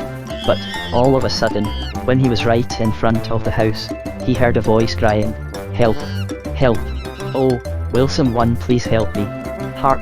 I wonder who that can be," thought Jacko. It doesn't sound like the voice of the fox, and yet he may be calling to play a trick and get me in there so he can eat me. I guess I'd better run on. So he started to run, but he heard the voice again, a sad, squeaky sort of voice, and it cried, "Oh, do please someone help me." "That isn't the fox," said Jacko bravely. "I'm going in to help whoever it is. Perhaps it is one of the Bushytail brothers." Into the house he went, and he saw no signs of the fox. Then Jacko, standing in the front hall, called out, "Who are you and what is the trouble?" "Oh, I'm a poor little mouse," was the answer, "and I'm caught in a trap in this fox's house. Please help me out." "Is the fox home?" asked Jacko. "No, he has gone out to get a friend of his, and then they are coming back to eat me. Hurry and you can get me out before they come back, and then we'll run away together." "I will," said Jacko bravely. So he ran to where he could hear the mousey scurrying around in the trap, which was in a room upstairs in the house of the fox. Well, it didn't take Jacko long, with his nimble fingers and toes, and his long tail, to get the little mouse out of the trap. Then, when she walked over toward a window, the monkey said, "Why, I do believe you're little Squeaky Eeky, the cousin mouse of Jolly and Jilly Longtail." "That's just who I am," said the mouse. "You see, I was going past this house, and I smelled cheese. I didn't know the fox lived here, so I came in, and then I was caught in the trap. But now you're free," said Jacko. "Come on, and we will hurry away before the fox and his friend get back." They started down the stairs, but just then there was a noise outside, and Squeaky Eeky, looking from the window, cried, "Too late. Here come the two foxes." Then Jacko heard a voice saying, "Walk right upstairs, Mr. Robber Fox. I have a fine meal waiting for you in my trap." "Oh, what shall we do?" whispered Squeaky Eeky. "Leave it to me," spoke Jacko in a whisper. Then he quickly opened the bag and took out 2 coconuts. He peered over the edge of the stairs until he saw the 2 foxes coming up, and then the brave monkey rolled the coconuts down. Bumpety bump bump. They went, rolling right down the stairs, and they hit the foxes and knocked them over backward. "Oh, it's thundering, and the thunder is in the house," cried the burglar fox. "Come on, quick." Then, as the burglar fox and the robber fox ran away, Jacko threw some flour and sugar after them. "Oh, it's snowing and hailing," cried the robber fox, as he jumped out of the front door. "We'll freeze to death. Hurry, hurry." Then Jacko tossed some brown chocolate at the bad foxes, out of the window. "Oh, it's raining mud," they both cried, and away they ran faster than ever, and then Jacko and Squeaky Eeky could come safely downstairs, Jacko picking up the 2 coconuts on the way. So that's how Jacko saved the little mousey girl, and there were still plenty of things left with which to make the cake. And Mama Kinkytail gave Squeaky Eeky some, and Jumpo gave her some of his candy. So everything came out alright, you see. And if the lead pencil doesn't dance, the fox trot on the breadboard and mark it all over with black ink. I'll tell you next about Papa Kinkytail and Grandpa Goosey Gander. Story 13, Papa Kinkytail and Goosey Gander. "Come, Mr. Kinkytail," said Mrs. Kinkytail to her husband one morning after breakfast. "It is time for you to go to your work in the hand organ factory." "Oh, I'm not going to work today," said the Papa Monkey, as he slowly folded the newspaper inside out so that he might read about whether it was going to rain or snow. "Why aren't you going to work?" asked the monkey mama. "Because," answered her husband, "something is the matter with one of the music machines, and the engineer has to fix it. So the factory is closed, and I have a vacation. And, as it is Saturday, I'll take the boys for a walk." "Oh, goody!" exclaimed Jacko Kinkytail. "That will be fine," shouted Jumpo, and he tied his tail in such a hard knot in his excitement that his mama almost had to cut the knot out with the scissors. But finally it was loosened with a knitting needle. "Come on, boys," said their papa. "The paper says it will be a fair day, so we will go off in the woods. And, who knows, perhaps we may have an adventure." It was a fine, cool day, and the monkey boys and their papa hurried along. Soon they came to the woods, where the ground was all covered with leaves that rustled underfoot like tissue paper in a box of candy. "Oh, look there!" suddenly exclaimed Jacko in a whisper. "There is a big elephant." "Where?" asked his brother, and the red monkey pointed off through the woods. Surely enough, there was something that looked like an elephant with a bushel of peanuts on his back. "Why, that's not an elephant," said Mr. Kinkytail, when he had looked most carefully. "That is only a stump, though I admit there is something about it that seems like an elephant's trunk." "Well, that was almost an adventure. Come along, and after a while we may have a real one." They walked a little farther, and, all of a sudden Jumpo stopped and grasped his brother by the paw. "Look," whispered the green monkey. "Isn't that a big lion over there?" "Sure enough it is," exclaimed Jacko, as he looked toward where his brother pointed. "Nonsense!" cried Mr. Kinkytail, as he saw the object. "It is only a pile of yellow leaves, though it is big enough for a lion, and the same color. But soon we may have a real adventure." So they went on some more, about as far as 2 oranges and half a banana, and, all at once, all 3 saw something moving in the bushes, and they knew that was real, for the bushes wiggled to and fro like a rabbit's ears. "Look out!" exclaimed Mr. Kinkytail, and the next instant they saw Grandfather Goosey Gander come walling out, with his shiny, tall, silk hat on his head. "Why, how do you do?" asked the old gentleman goose, as he walked toward them.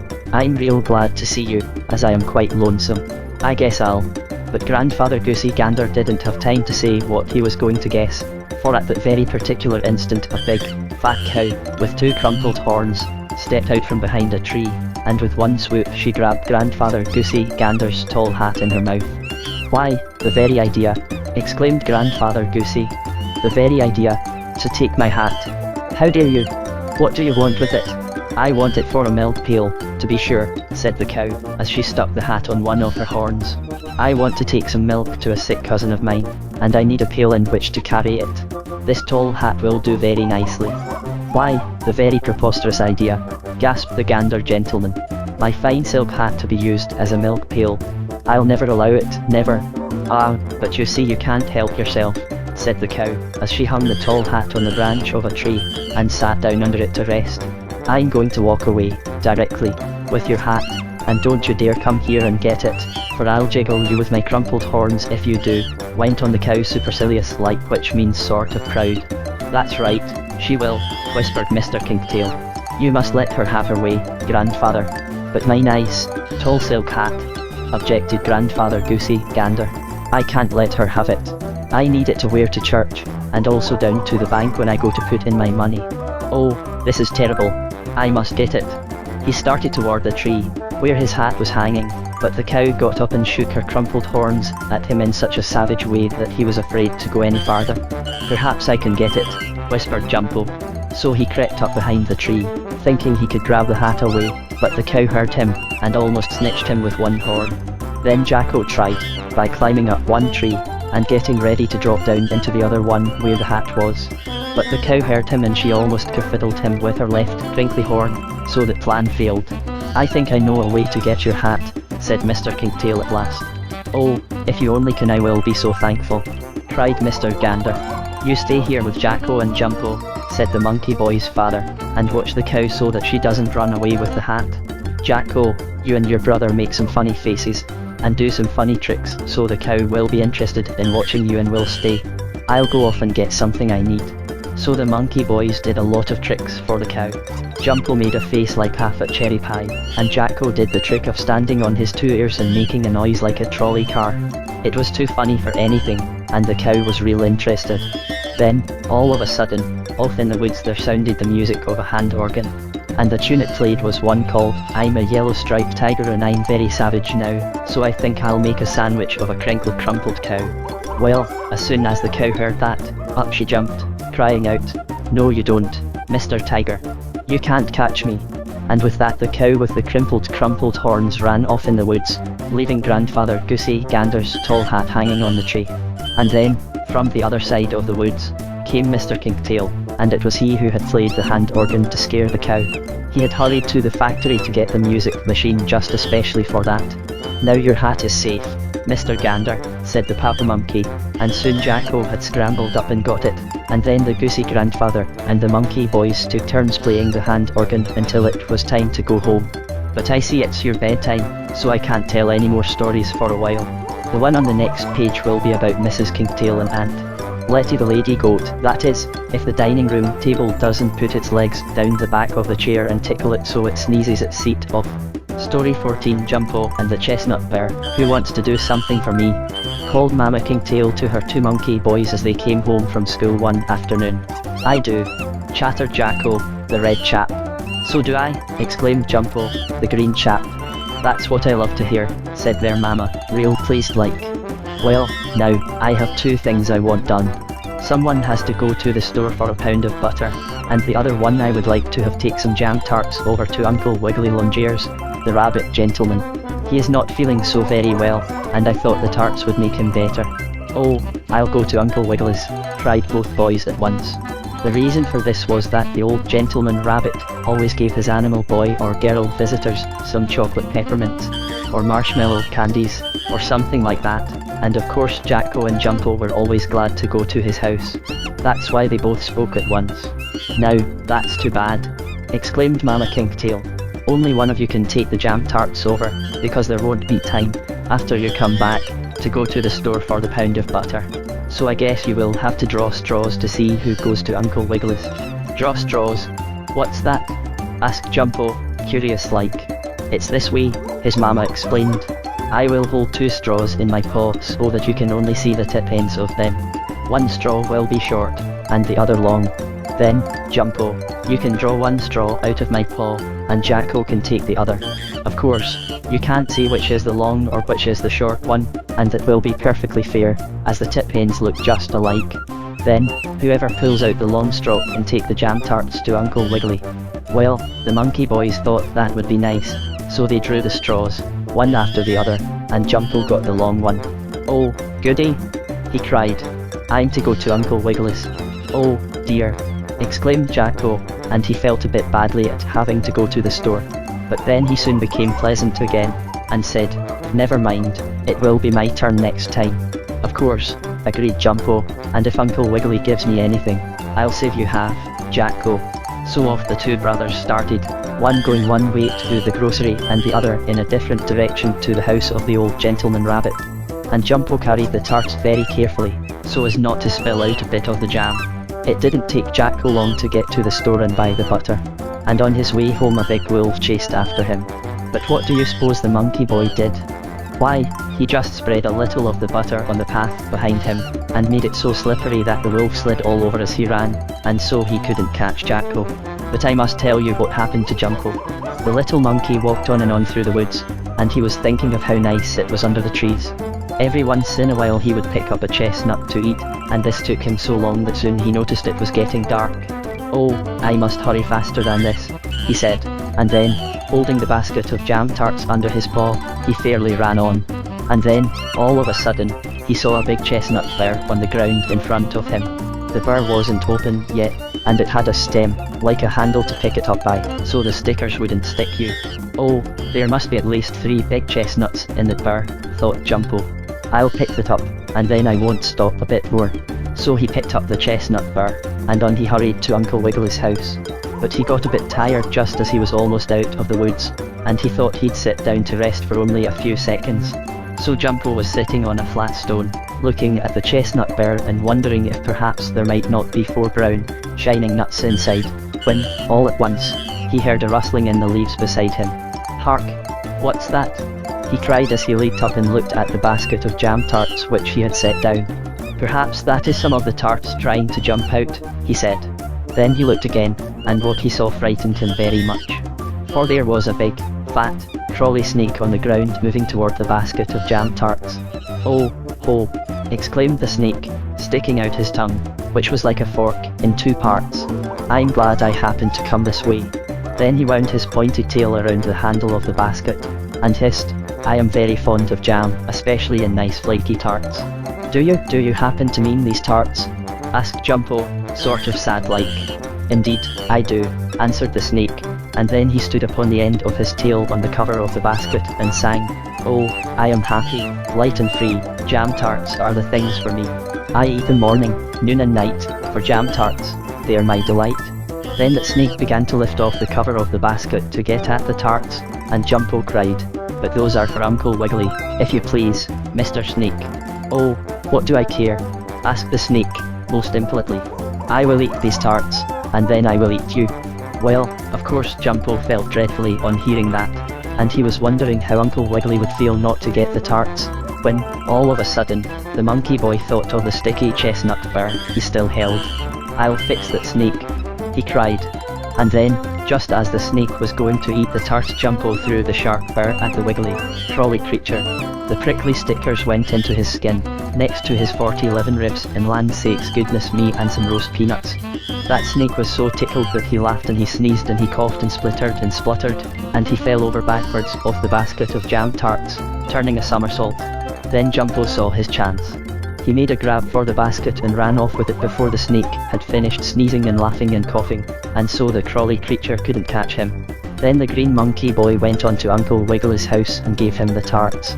The old gentleman rabbit was very glad to get them, and after thanking Jumpo gave him 10 peppermint candies, 5 for himself and 5 for Jacko. And then Uncle Wiggily sent a policeman dog back with Jumpo, so the snake wouldn't hurt him, but the crawly creature had to go to a dentist to have the chestnut burr stickers pulled out of his ribs, and so he wasn't able to catch anybody that night. And that will be all for this evening, if you don't mind. Now for the next story. How about Jacko and the roast chestnuts? Well, that's what it will be if the Ashman doesn't take her doormat to make a pair of roller skates for the pussy cat so she can play tag with the puppy dog. Story 15. Jacko and the roast chestnuts. Who wants to stay in this afternoon and help me clean the blackboards? Asked the owl lady teacher one day as it was almost time for the animal pupils to go home. I do, cried Jacko and Jumpo Kinkytail. I do, cried Jackie and Petey Bow Wow the puppy dog boys. So do I, exclaimed Johnny and Billy Bushytail, the squirrels, and all the other children, including the 3 Wibblewobbles, Dotty and Munchie Trot, Buddy and Bright Eyes Pig. All of them said they also would be glad to help teacher. But I only need one, said the owl lady, and as Jacko has been a very good boy lately I'll let him stay. Well, of course the others were somewhat disappointed, which means sorry, but there was no help for it, and they always did as teacher told them to, except sometimes, but this was not one of those times. So they all went out, leaving Jacko the monkey boy and the teacher in the schoolroom, with the blackboards all covered with words, and sentences, and examples, and number work and maps of different countries, including the one where coconuts grow. Jacko took the erasers and a cloth and so did the teacher and they began work. The red monkey boy could hear the other animal chaps playing ball outside, and getting ready to fly their kites, and the girls were shouting and giggling and screaming like anything, and they didn't know why they did it, either, but girls most always scream, you know. They're having lots of fun, said the owl teacher to Jacko. Aren't you sorry you stayed in to help me? Nom, said Jacko, politely, and he brushed the chalk marks off the blackboards harder than ever. Then, after a while, when there was only one more board left to clean, the teacher said, well, Jacko, thank you very much. You have been a great help to me. Run along now and have a good time. But it was getting late then, and the other animal boys and girls had gone home. So Jacko, putting his books in a loop in his Kinkytail, also started for his house. He had to go through rather a dark piece of woods, but he didn't mind that, for he made up his mind to run as fast as he could, so the burglar fox, or the wolf, wouldn't get him. And pretty soon he came to the woods, so, holding his books tighter than ever in his tail, away he started. And, just as he got to a hollow stump, a voice called to him, hold on there, Jacko Kinkytail. Wait a minute. Indeed, I will not, cried Jacko, thinking it was the burglar fox, but he happened to look back, and he saw that it was a kind old gentleman squirrel, who was perched on the stump, eating a butternut. I just thought you might be hungry, and would like some chestnuts, went on the squirrel. I have more than I need. Help yourself to a handful. Thank you, I will, said Jacko, so he took some chestnuts for himself, and some for his brother Jumpo. Then Jacko hurried on, as it was getting darker, and on the way he ate some of the chestnuts. And, whether it was because he was frightened, or because he was so busy eating the chestnuts and throwing away the shells, I can't say for sure. At any rate, poor Jacko was soon lost in the woods, with night coming on, and he couldn't find the right path. It wasn't because Jacko didn't look for the path home that he couldn't find it. No, indeed, for he searched as hard as ever a monkey boy could, but the path stayed lost. Oh, dear. What shall I do? Said the red monkey finally. I'm afraid I'll have to stay in these woods forever, and never see my mama or papa or brother Jumpo again. Oh, dear. Oh, dear. Then he put his hand in his pocket, and he happened to feel a box of matches. Finding them gave him an idea. I'll just make a little campfire, he said. Then, if I have to stay in the woods all night I'll be warm, and perhaps my papa and brother will come to search for me, and they can tell where I am by the light of the fire. I'll build one." It didn't take the monkey boy long to gather up some sticks and make a fire, and soon it was blazing merrily, while he sat down in front of it, on a flat stone, and looked at the flames. Then he thought of something else. Roast chestnuts. "Why not?" he exclaimed. "I'm hungry and they will be just the thing for my supper." So he took some of the chestnuts the squirrel had given him, and put them in the hot ashes to roast. Well, the nuts were almost ready to eat, after they had cooled a bit, when, all of a sudden, something reached around Jacko's neck from the darkness behind him, and a voice cried out, "Ah, ha! This time I've got you sure. I thought I'd find something for my supper if I came out. And I have." Jacko turned around and saw that the savage wolf had hold of him. "Oh, please let me go," cried the poor monkey boy. He struggled to get loose, but couldn't. "Indeed I'll not let you go," snarled the wolf. "I'm going to sit down by your fire, and get warm, and then I'll carry you off to my den." Well, Jacko felt dreadfully on hearing that. But just you wait and see what happens, if you please. All of a sudden, just as the wolf was getting ready to carry the monkey boy off to his den, the chestnuts in the fire began bursting and popping from the heat. Bang bang! They went, like firecrackers. My, what a noise they made as they exploded. "Oh, I'm shot. I'm hit. Someone is shooting guns at me. Oh, please, don't kill me. I'll be good. I won't eat Jacko. I was only fooling," cried the wolf, in a great fright. Bang bang! Went more chestnuts, and some of them hit the wolf in the eye. Then he gave 3.5 howls, let go of Jacko and ran off in the woods as fast as he could go. Then Jacko heard a great shouting, and up rushed his papa and his brother Jumpo, who had been looking all over for him. They heard the bursting chestnuts and they hurried toward the sound, finding the lost monkey boy just in time. They soon showed him the way home, and so the wolf didn't have any supper that night, and everybody said Jacko was a very brave little monkey chap, and I think so myself, don't you? Now in case a little pig with a curly tail doesn't take my red necktie to wear to the picnic and make the angleworm laugh and turn a somersault, I'll tell you next about the Kinkytails making money. Story 16. The Kinkytails make money. "Mama, would you please buy us an automobile?" asked Jacko Kinkytail of his mother, one Saturday morning, when there wasn't any school. "An automobile? Why, my dear boy, what would you do with an automobile?" asked Mrs. Kinkytail. "Oh, yes, please do get us one, mother," begged Jumpo. "Oh, my, I never heard of such a thing," cried the monkey's mama, as she trimmed the dough off the edge of an apple pie and put it in the oven to bake. "What could you possibly do with it, you two little boys?" "Why, we could soon learn to run it," said Jacko. "Then we could go to school in it, and come home and take Papa to the hand organ factory, and take you to the store, and we could even take out parties on excursion trips and make money that way." "What would you do when your auto wouldn't go?" asked Mrs. Kinkytail, as she got ready to bake a chocolate coconut cake with cherries on the top. "Oh, we could take turns pulling it then," spoke Jumpo. "Uncle Wiggily has one, so why can't we? Uncle Wiggily is rich, since he found his fortune," said Mrs. Kinkytail, "but your papa and I haven't money enough to buy even a set of tires for an auto." "Still, if you boys could earn the money yourselves you might get one," she said. Of course, she was only joking, for she never thought the boys would take her in earnest. But they did. "All right, then, we'll earn the money," said Jacko. "Come on, Jumpo. Don't stay away too long," cautioned their mama, and she smiled as the two little monkey boys slid down the tree in which the house was built, and hurried away. "How are we going to make money?" asked Jumpo, as he followed after his brother. "Are you going to gather up old rags, bones and bottles, and sell them?" "Come on, I'll show you," spoke Jacko, as he tied his tail in a bow knot to keep it from dragging in the dust. "I'm going to the hand organ factory, where Papa works, and I'm going to ask him to lend us an old organ. Then you and I will go around and play music and people will give us pennies. We'll soon have enough to buy an automobile."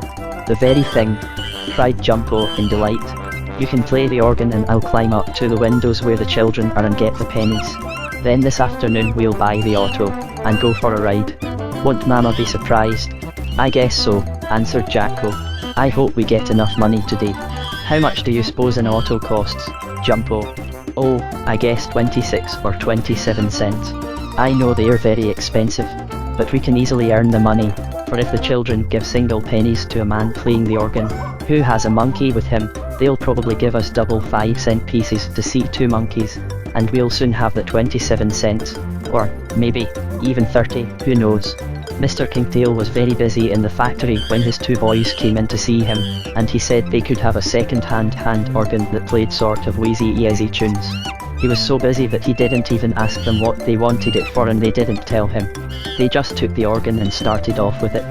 "Now we must play the very best tunes, and you must do some of your finest tricks," said Jacko, as they walked along until they came to a row of brick houses.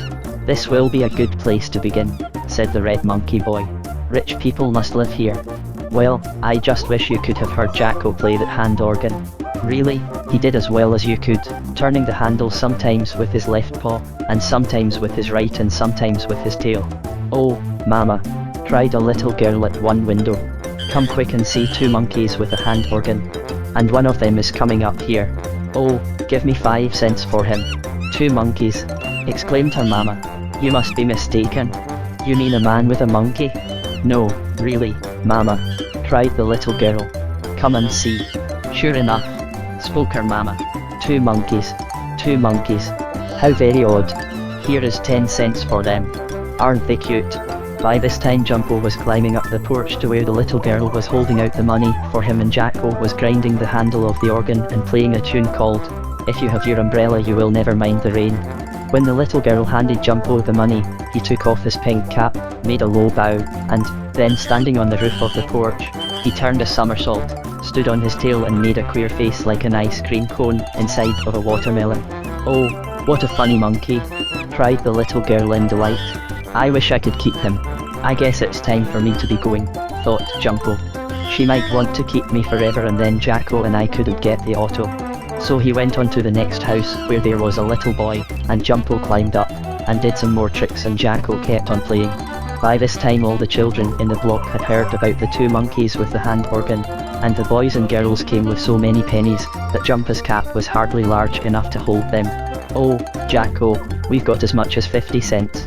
He cried as they went on to the next block, and there they got more money until they had over $1.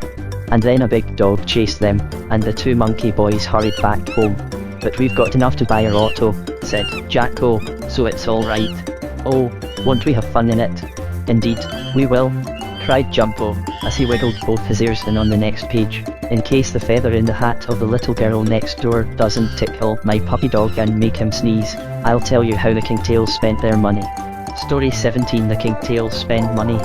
"Well, I must say I never thought you 2 monkey boys would go off and earn money that way," said Mama Kinkytail, as Jacko and Jumpo came in with a second-hand hand organ, after having gone around and played tunes, as I told you about in the story ahead of this. "Neither did I know what they were up to," said their father, as he sat reading the evening paper after supper. "Why, when you boys came down to the factory and asked me to let you take a second-hand hand organ, I had no idea that you were going to do what you did." "But you don't mind, do you?" asked Jumpo. "Because we thought it was all right," spoke Jacko. "Oh, bless you, no," said their mama. "It was all right." And then Jacko told her how he and his brother had played the music and done the tricks, and how the little girl had given them 10 cents, and the other children pennies and 5-cent pieces, and how delighted all the children were to see them. "It was clever of you," said Mrs. Kinkytail. "How much money did you make?" asked their papa, laughing behind his paper. "We took in $1.17, said Jacko, as he counted it, "and we would have had 18 cents, only I dropped 1 penny down a crack in the boardwalk of a house. But maybe we can get it someday. And now may we go downtown and buy our auto?" asked Jumpo eagerly. "It's early yet and the stores will be open for some time." "Please may we, Mother? You can't get an automobile for $1.17, said their papa. "Well, we can try, can't we?" asked Jacko. "Oh, let them go," whispered their mama to Mr. Kinkytail. "It will do no harm, and they will very soon find out their mistake." "I guess so," agreed their papa, as he looked in the paper to see if it was going to be nice weather Sunday. So Jacko and Jumpo, having carefully wrapped their money in a piece of paper, started downtown. And on their way they met Sammy Littletail, the boy rabbit, who wanted to know where they were going. So they told him. "Ha, ha, ho, ho," laughed Sammy. "You can't get an auto for that money. Why, an automobile costs as much as $3.15. And then there's the gasoline to make it go, that costs money, too." Don't mind him, spoke Jacko, pulling his brother by the sleeve. We'll get that auto anyhow. So they kept on downtown, and pretty soon they could see the lights in the stores, and they hurried faster than ever, for they were very anxious to get their auto. Have you got the money safe? Asked Jumpo. Yes, said Jacko, and just then, as they turned around a corner they saw a poor little mousy girl. Oh, she was such a poor little girl, and she had on such a ragged dress, and her shoes were so full of holes that there was hardly room for her tiny feet in them, and she was crying and shivering with the cold. Why, what is the matter? Asked Jacko, kindly. Oh, I'm so cold and miserable and hungry, said the mousy girl, wiping away her tears. Then why don't you go home and get warm and have something to eat, said Jumpo. That's what we do when we're cold and hungry, don't we, Jacko? Yes, but there is no fire in my house, said the poor little mousy girl, and there is nothing to eat. Why not? Asked Jacko, surprised like, and he felt in his pockets once more, to see if he had his money safe. Because we are too poor, answered the mousy girl. My papa is sick with the epizootic, and my mama has the rheumatism so bad that she can't take in washing, and we are so cold and miserable. My little brother sells papers, telling the mouse people about cheese and crackers, and how to keep out of traps, but his toes got so cold, because he had no shoes, that he can't sell papers anymore. So I started out to sell matches, but I dropped them in a barrel of water, and no one wants to buy wet matches, you know. Oh, hoo, how cold and miserable and hungry I am. And she cried, oh so sadly. Jacko and Jumpo thought for a minute. Then Jacko pulled his brother to one side. Look here, said Jacko, blinking his eyes, we've got to do something for that mousy girl. That's right, said Jumpo, sniffing his nose. I don't care much about an automobile, anyhow, do you? Asked Jacko. No, not much, spoke Jumpo, slowly. They're always getting stuck, and won't go, and then you have to get out and walk, and besides they use so much gasoline, and gasoline smells so funny. Say, we don't need an auto. Let's give the mousy girl this money. Alright, said Jumpo, so Jacko handed the poor little girl the dollar. There, said Jacko, take it home and get some coal and something to eat. We don't want an auto, anyway. Oh, thank you so much, exclaimed the mousy girl, as she hurried away. Well, I guess we might as well go back home, said Jacko, sadly, after a bit. Yes, agreed Jumpo, and they started off together. Well, they hadn't gone very far before they heard a bangety-bang noise down the street, and, running up, they saw Uncle Wiggily standing in front of his auto. It was standing still and smoking and making a terrible racket, and a policeman dog was saying, Come, now, Mr. Wiggily, you'll have to move along. Move along. I only wish I could, cried the old gentleman rabbit. I never saw such a pesky automobile. It's always stopping. I've jiggled and joggled and tickled everything from the whoop-de-doodle do down to the slam-bangety what is it, but it won't go. I'm done with it. Whoever wants it can have it. Oh, may we have it? Cried Jacko, as Uncle Wiggily started toward the sidewalk, leaving the auto in the street. To be sure you may, and I'll buy a gallon of gasoline into the bargain, cried Uncle Wiggily. Come on, we'll pull it home, and then we'll fix it so that it will go, cried Jacko. So he and Jumpo pulled the auto home, and that's how they got one after all, without any money. And the little mousy girl wasn't cold or hungry anymore. And in case the icebox doesn't catch cold in the rice pudding and freeze the potato salad so it can't go to moving pictures, I'll tell you next about Jacko and Jumpo in their auto. Story 18, Jumpo and Jacko in the auto. Aren't you glad it's Saturday, when we don't have to go to school? Asked Jacko Kinkytail of his brother Jumpo, the green monkey, when he awoke one morning. Of course I'm glad, answered Jumpo. But what are we going to do today? Go fishing? No, indeed. Why, have you forgotten about the little automobile which Uncle Wiggily gave us? It's down in the yard. Oh, of course. And we can go for a ride in it. Oh, how glad I am. And, would you believe me, Jumpo was so happy that he jumped out of bed and hung by his tail from the back of the rocking chair. And Jacko took up a ball and caught it, first in one foot and then in the other, until it happened to slip away from him, striking Jumpo on the nose. Ouch! Cried Jumpo, and he uncurled his tail from the chair and rubbed his nose. Oh, I'm so sorry, exclaimed Jacko. I didn't mean to do that. Wait, I'll help you rub your nose. Well, he started to rub poor Jumpo's sore nose, but Jacko made a little mistake. He took up a piece of sticky flypaper instead of a handkerchief, and the flypaper stuck to the nose of the green monkey so that he could hardly breathe, and his mama had to come running in the bedroom to see what was the matter. "Oh, you funny boys," she exclaimed.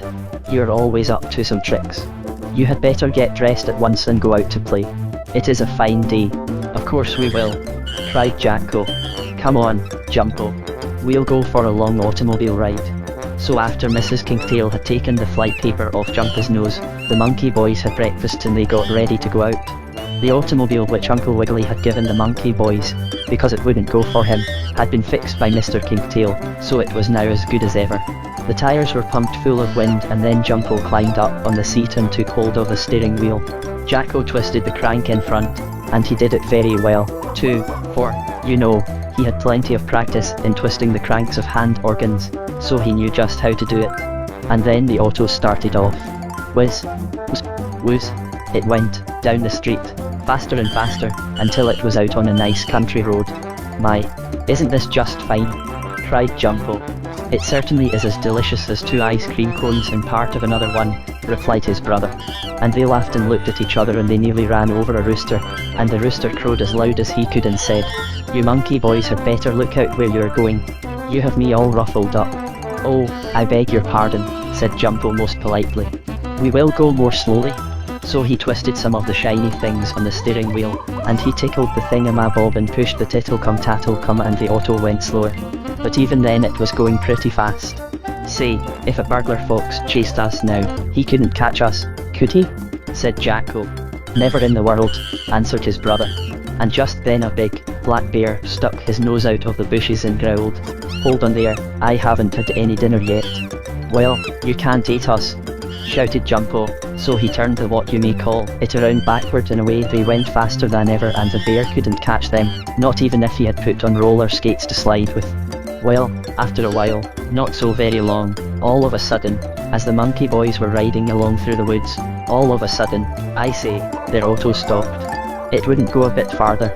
"What's the matter?" asked Jacko. "I don't know," said Jumpo, looking all around. "Maybe the skeegee is on crooked," said the red monkey. "No, that's all straight," answered the green monkey, as he looked at it to make sure. "Then perhaps the busticated his name needs oiling," suggested Jacko.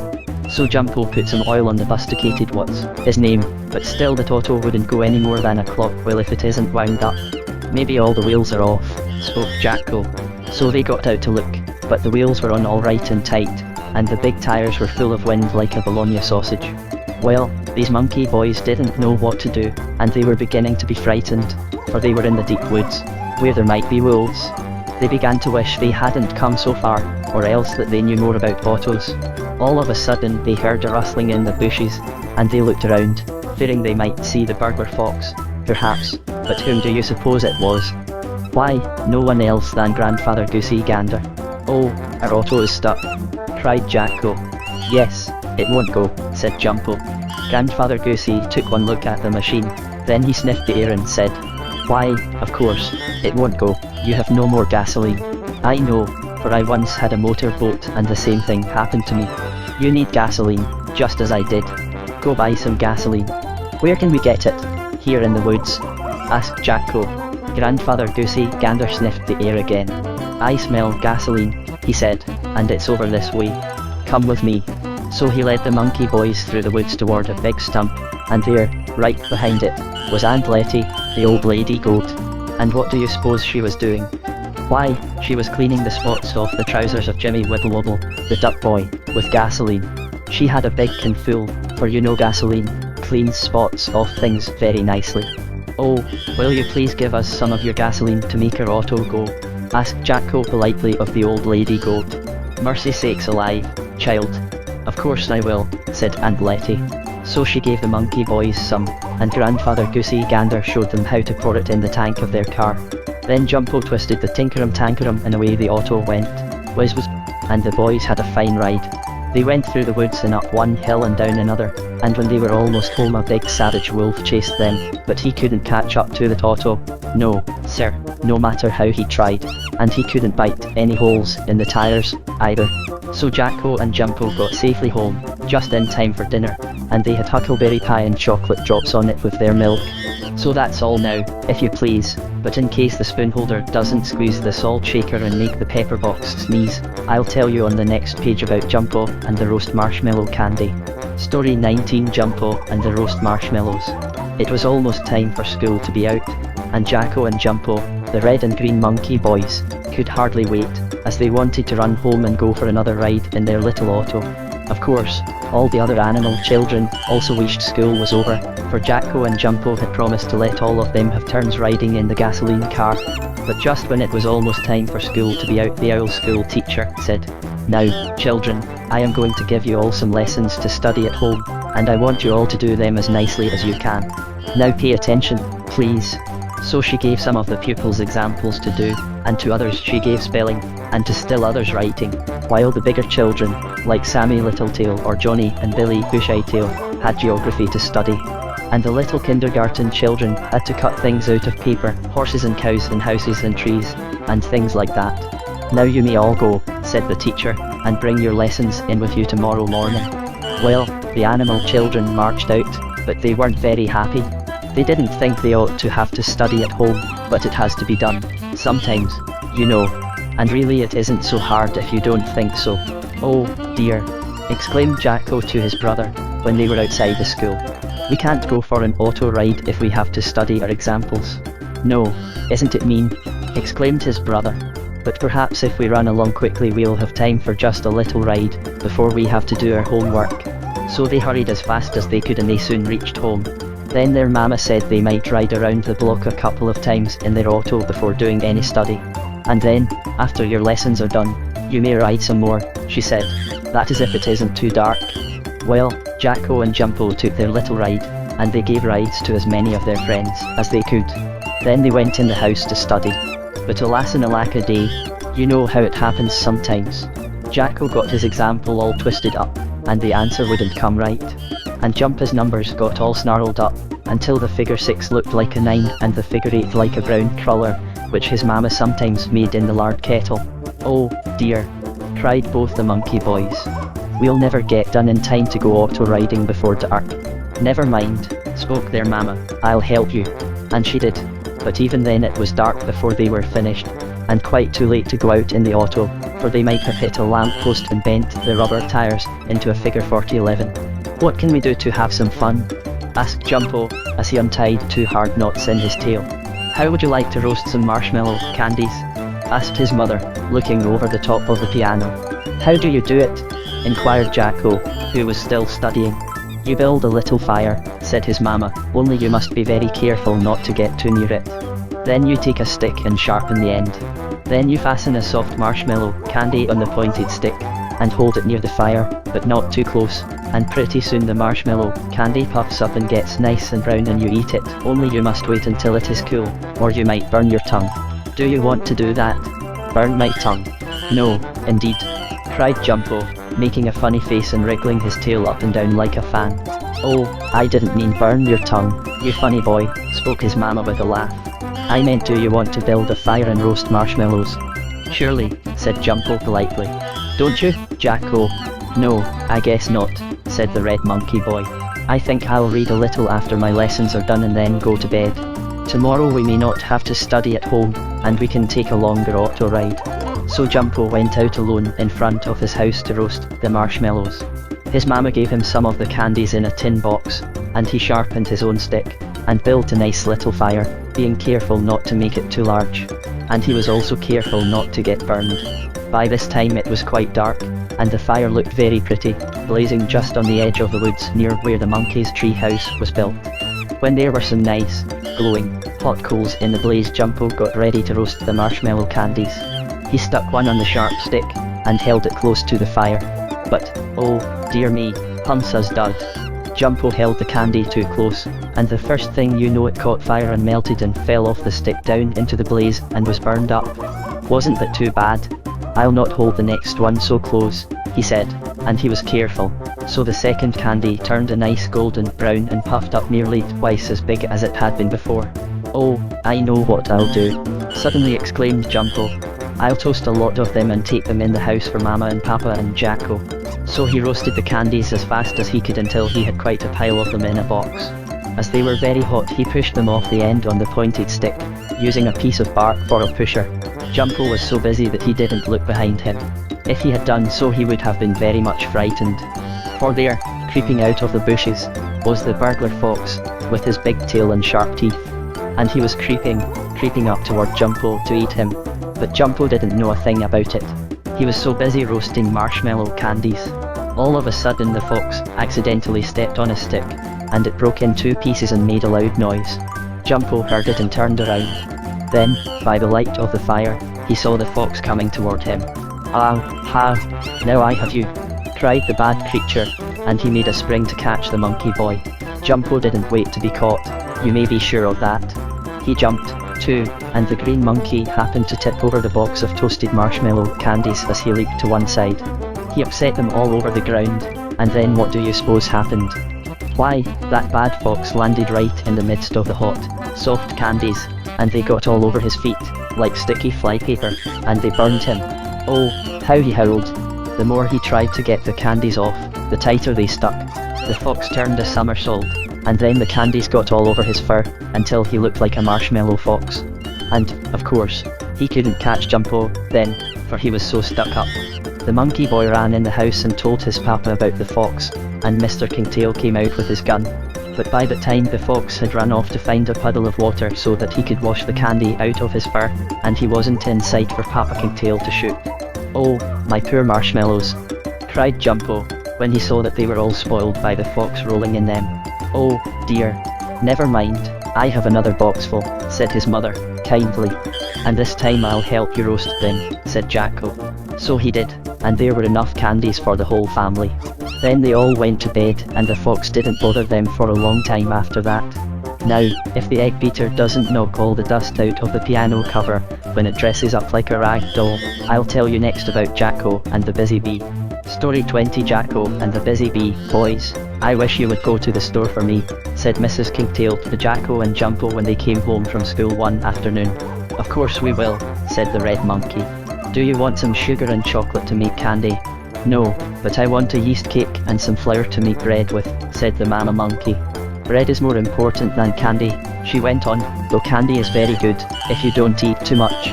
And I also want some molasses, for I am going to make molasses cookies." "Oh, goody!" cried Jumpo. "Come on, Jacko, we'll go in our automobile and it won't take us very long. Then we can go on another ride when we come back, and have some fun with the other animal boys." So their mama gave them the money for the yeast cake, the flour and molasses, and away they started off in the auto, blowing the horn, to kindly ask everyone to look out so they wouldn't get run over. Jacko was steering, and Jumpo was sitting beside him. They hadn't gone very far before they met Uncle Wiggily Longears, the old gentleman rabbit who had given them the auto. "Hello, Uncle Wiggily," called Jacko, "don't you want a ride?" "I believe I will get in," spoke the gentleman rabbit. "As my rheumatism hurts me today, I can't walk very well." "Aren't you sorry you gave away this nice auto? Don't you want it back?" asked Jumpo, though he hoped he and his brother could keep it. "No," answered the old gentleman rabbit, shaking his head. "I never had any luck with the auto. It wouldn't go for me, and I can't understand how it goes for you. I'm afraid if I ride with you that you'll have bad luck."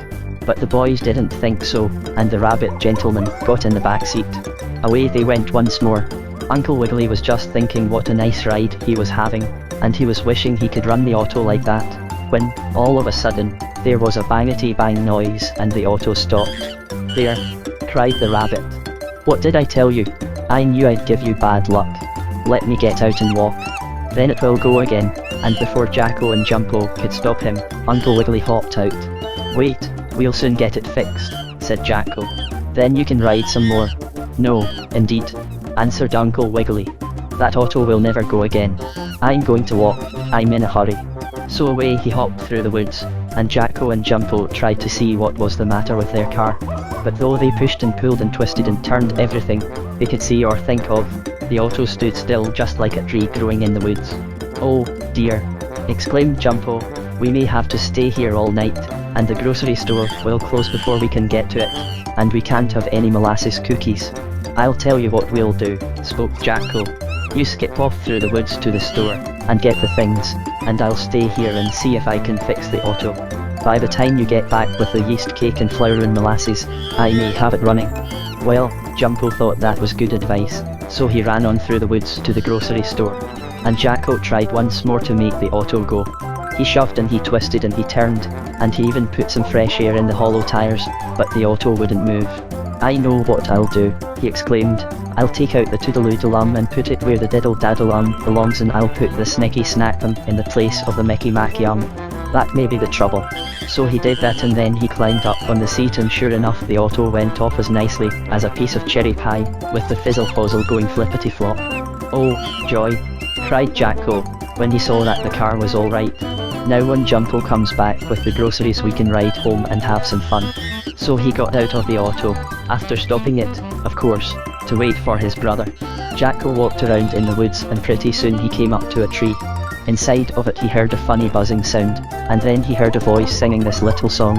I am a busy little bee, I'm buzzing all the day. I make so much sweet honey that I have no time to play.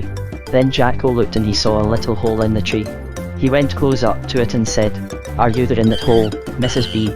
Yes, was the answer, but please go away, little boy, as I am very busy. I have to make enough honey to last all winter. Well, Jacko was just going away when he saw a snake sneaking along on the ground. And that bad snake took up some soft mud on the end of his tail, and he plastered it over the hole in the tree where the bee was making honey, so she couldn't get out when she wanted to. Now, when that bee is dead, I'll come and get the honey, hissed the snake, just like a steam radiator. No you won't, cried Jacko, and then he blew the big auto horn so loudly that the snake was frightened and crawled away as fast as he could. Then the red monkey took a stick and knocked the mud away from the bee's hole so she could come out when she wanted to. Oh, thank you so much, buzzed the bee. I'll give you some honey for being kind to me. So she gave Jacko some, and also some for his brother. And by the time Jumpo came back from the store with the groceries, and he was glad to find that Jacko had fixed the auto, though he was a little frightened when he heard about the snake. The two brothers were just going to ride home in their car, but before they could get it started, all of a sudden along came the savage wolf. He was just going to grab Jumpo, and maybe Jacko also, for all I know, when the busy bee just buzzed up and stung the wolf on the tip of his soft and tender black nose, so that he ran howling away to put some mud on the sting. And so he didn't eat either of the monkey boys, and the bee was glad she had helped them. Then they hurried home in their automobile, and their mama made some molasses cookies, and they had them for supper with honey on, and oh, how delicious they were. And after supper Jacko and Jumpo played tag with Johnny and Billy Bushytail, the squirrels, until it was time to go to bed. So now, good night, if you please. And in the next story, I'll tell you about the Kinkytails and the grapevine. That is if the basket of peaches doesn't fall down the chimney and scare the fire shovel so that it hides in the ash can. Stories C. Jacko and the grapevine. Jacko Kinkytail had to go alone to school one day, and the reason for it was because Jumpo had the toothache and could not go with his brother. Oh, how poor Jumpo did suffer. His mama did everything she could for him, putting clothes on his tooth and bags of hot salt outside of his funny, little, fuzzy, hairy face, but the tooth still ached. Oh, I never can recite my lessons today, said Jumpo, as he tied his tail in 2 hard knots, thinking that would make him forget the pain. Then you needn't go to school, said his mother, and pretty soon we'll go down to the dentist's and have the tooth fixed. Well, Jacko started off alone, and he felt quite sorry that his brother wasn't with him. Pretty soon Jacko met Jimmy Wibblewobble, the boy duck, and Jimmy had a new football that his papa had given him. Let's see who can kick it the farthest, said the duck boy. So he tried, and he kicked it about as far as from a stick of peppermint candy to the place where the ice cream cones grew on the coconut tree. Then it was Jacko's turn. The red monkey put the football down on the ground. Then he took a little run and he pushed the ball as hard as he could with one foot and also with his tail. Away it sailed as far as from the ice cream soda fountain store out to the place where the man sells hot peanuts at 5 cents a bag. That was a fine kick, cried Sammy Littletail, the rabbit boy, who came along just then. A most dandy kick. Yes, but Jacko used his tail besides his foot to kick with, and I can't do that, said Jimmy, sort of sad like. Perhaps what I did wasn't just fair, admitted Jacko. Never mind, after school we'll have a good football game. We'll go down by our house and play, so that my brother, who is sick with the toothache, can look out of the window and watch us. Then he won't think so much of his pain. Well, the boy animals thought this was a good plan, so when school was out they hurried with Jacko to the monkey house. Then they began to play football. They kicked the ball all around, up one side, down the other, through the middle, and sometimes even sideways. And the ball never said a word, nor so much as winked its eyes. "Now, for a big, long kick," suddenly cried Jacko, when he got a chance. "I believe I can almost kick that ball to the end of the rainbow." Of course, there wasn't any rainbow there at the time, but Jacko just said that for fun. Johnny Bushytail, the squirrel boy, suddenly rushed at Jacko, trying to kick the ball before the monkey boy could do so, but Jacko was too quick for Johnny, and kicked it first. Away sailed the ball, farther than ever, and then something happened. The football went right over a high, steep, straight up and down hill, and fell into a big hole on the other side. "Oh, there goes my ball," cried Jimmy Wibblewobble, and he tried not to cry, though he felt very much like it. "Never mind, we can get it again," said Billy Bushytail. "You oughtn't to kick so strong, Jacko." "I suppose I ought not to," agreed the monkey boy, sort of sad-like. "But I will go down and get the ball. Then we can play another game." And all this while Jumpo was watching the boys from out of the window, and his tooth didn't ache quite so badly when he saw what fun they were having. He wished he was with them. "What's the matter?" Jumpo asked, when he saw the ball bounce out of sight over the hill. "It's fallen down in a big hole, and I'm going after it," said Jacko. So the red monkey and his friends went to the edge of the hill and looked over. Oh, it was a very steep, dark place, and when Jacko saw how far down he'd have to go he was a bit afraid. "I don't believe I can go down there," he said, wriggling his tail. "But I will try, because it was my fault that the ball went over. I'll climb down." "No, don't do that," spoke Sammy Littletail. "You might fall and be hurt. See, here is a long wild grapevine. The vine is just like a rope. We can tie one end around you while we hold on the other end. Then we can lower you down into the hole, just like on an elevator, and you can get the football. Then we'll pull you up again." Everyone thought that was a good plan, so they took a long piece of grapevine and tied it around Jacko.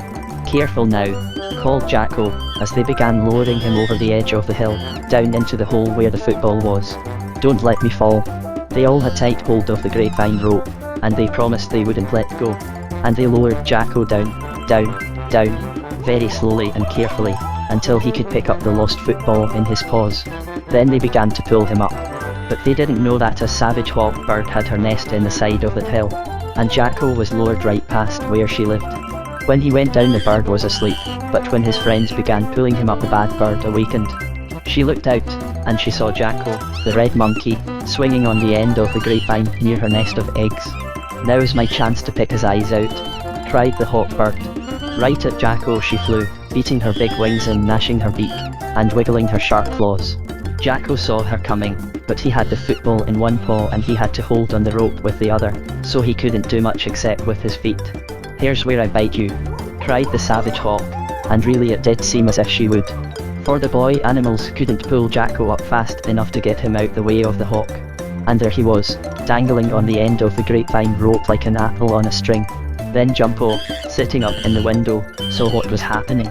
He wanted to help his brother, so he cried, "Some of you fellows come and get my bean shooter, and shoot the hawk until she lets Jacko alone. Hurry and get my shooter." So Sammy Littletail ran and got the shooter, and a lot of hard beans. Then he leaned over the edge of the steep hill, and he blew beans at the hawk that was flying around trying to pick out Jacko's eyes. The beans hit the bird all over, on her tail and on her feathers and on her claws and beak, and soon she was glad enough to fly back into her nest and let the monkey boy alone, for she couldn't see Sammy blowing the beans, as he was hidden behind a bush. Then the boy animals hurried and pulled up Jacko and the football and he was safe, and they had a lot more fun playing the game, and everyone said that Jumpo was very smart to think of the bean shooter. And the green monkey boy was so excited that he forgot all about his toothache, which was a good thing, and the next day the dentist fixed it so that it never ached again. I hope none of you ever have the toothache. Now, if the ketchup bottle doesn't spill itself into the pitcher of lemonade and make it look like a pink tomato, I'll tell you next about Jacko doing a trick. Story 6. Jacko does some tricks. Once upon a time, not so very many years ago, a very queer thing happened to Jacko Kinkytail, the red monkey boy, and I'm going to tell you all about it from the beginning down to the very end, and I hope you'll like it. You see, it started this way. It was after school one day, when all the boy and girl animals were on their way home with their books in straps, or else under their paws or wings. Jacko and Jumpo were walking along, sometimes picking up things in their front paws, or their feet or their long tails, when, all of a sudden Sammy Littletail, the boy rabbit, said, "Let's have a race, and see who gets to the big black stump first." Now this black stump was in the middle of the woods, through which the children had to go on their way to and from school. The stump looked like an elephant trying to catch his tail in his trunk, but of course it wasn't really alive, only make-believe, you know. "I think I can run faster than anybody," said Munchie Trot, the boy pony. "Oh, no, I'm the fastest," spoke Bully No Tail, the frog. "We'll see," whistled Dickie Chip Chip, the sparrow. Away they started for the big, black stump, girls and boys all together. Some of them flew and some of them hopped and some ran, just as they liked. But Dickie Chip Chip, the sparrow boy, got to the stump first, because he could go through the air like a balloon or an airship. Then they were all out of breath from the race as they came to the stump, one after another, so they sat down to rest. "Well, we're all ready now, let's run some more," said Lulu Wibblewobble, the duck girl, after a while, as she looked to see if her neck ribbon had come off.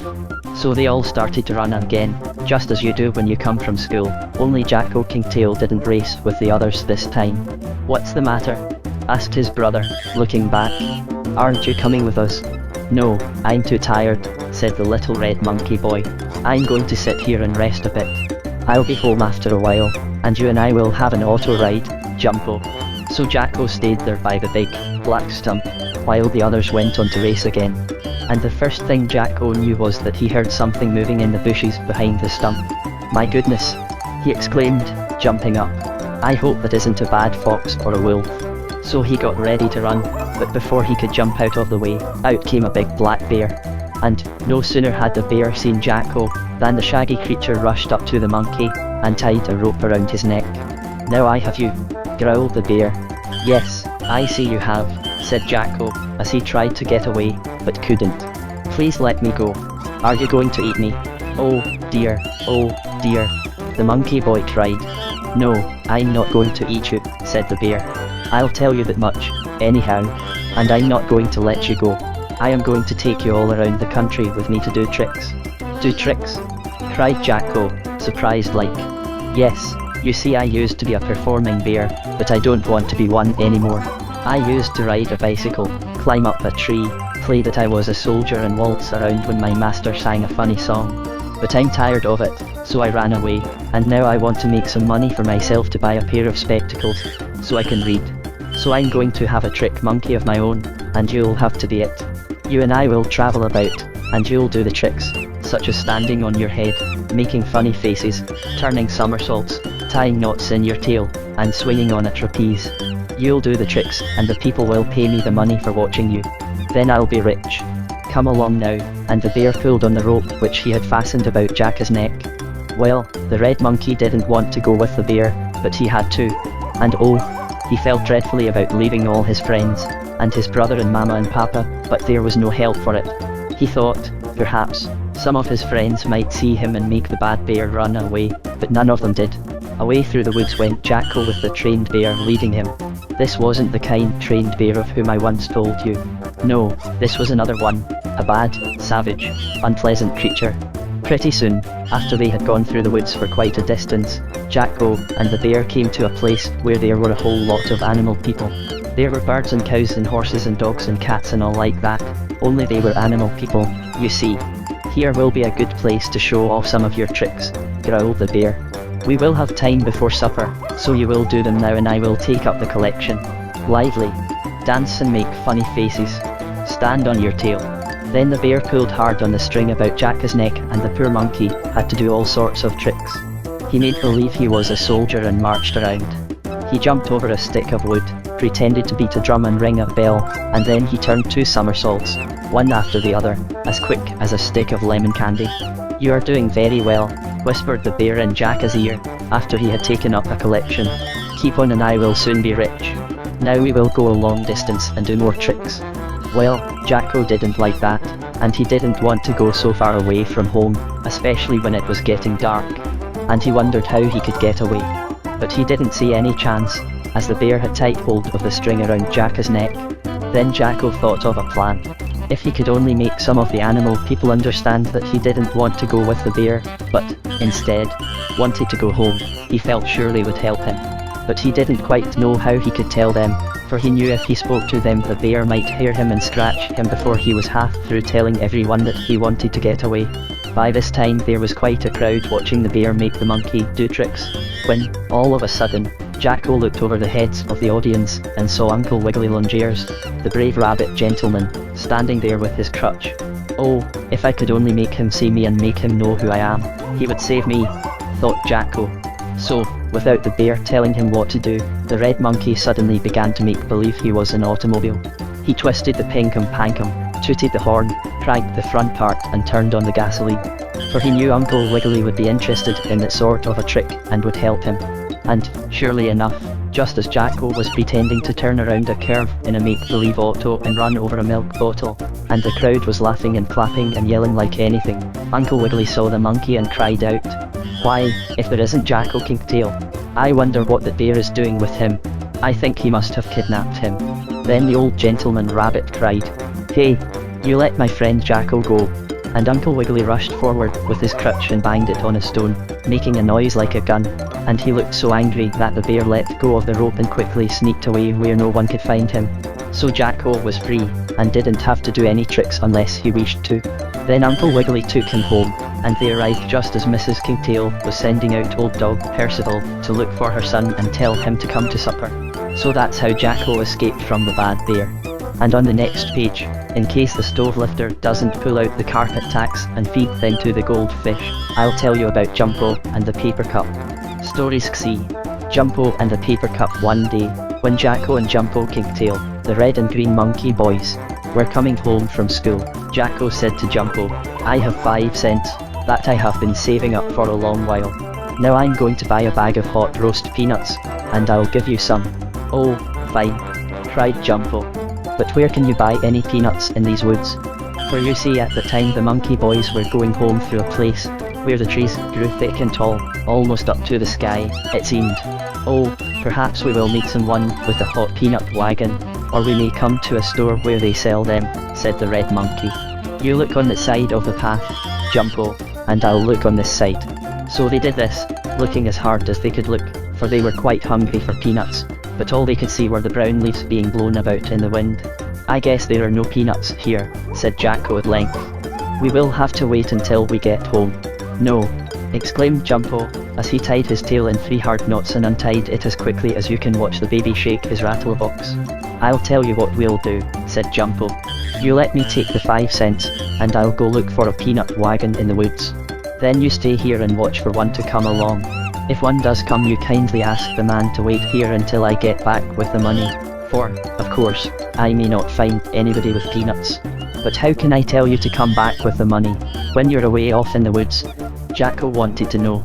"Why, you take 2 stones, and hit them together as hard as you can," explained the green monkey, "and it will sound like a drum. Then I'll come back running, but if I should happen to find a peanut wagon before you do, I'll come back anyhow." Well, Jacko thought that was a good plan, so he gave his brother the 5-cent piece, and then he sat down on a stone under a tree to wait while Jumpo went off in the woods. Then Jacko began to study his spelling lesson, and he learned to spell cat, and rat, and dog, and boy, and words like that. But now we needn't think of Jacko for a little time, as I am going to tell you what happened to Jumpo. On and on the green monkey boy went through the woods, looking for a hot peanut wagon. Of course, I don't mean that the wagon would be hot, no, indeed. I mean the peanuts would be nice and warm after being roasted. Well, I guess I'm not going to find the peanut man, thought Jumpo, as he looked all over, and in several other places. Then he listened to see if he could hear the whistle of the hot peanut wagon, but he couldn't, and he was just getting ready to turn around and go back where his brother was, for it was getting late, and would soon be dark. Then, all of a sudden, Jumpo heard a clear sound. It was like someone talking, and the words were these: "Oh dear, I'll never get a drink, I'm afraid. And I'm so thirsty, and I can't walk home. Oh dear, what shall I do? Ha, I wonder who that can be," thought the green monkey boy. "Perhaps it is the peanut man, and he has eaten so many of his peanuts that he needs a drink. I guess I had better help him." So Jumpo started through the woods toward where he heard the voice talking. Then, all at once he thought of something. That may be a bear, or a burglar fox talking that way just to catch me, he whispered to himself. I had better go slowly. I'll just peek through the bushes, before I go any closer, and see who it is.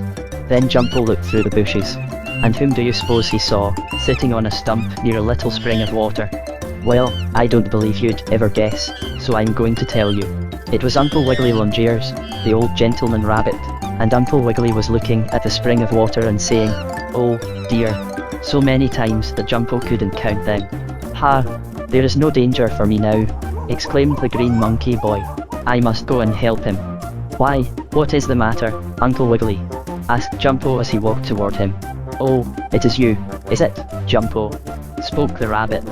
"Well, I am very glad to see you, but, oh dear, how thirsty I am.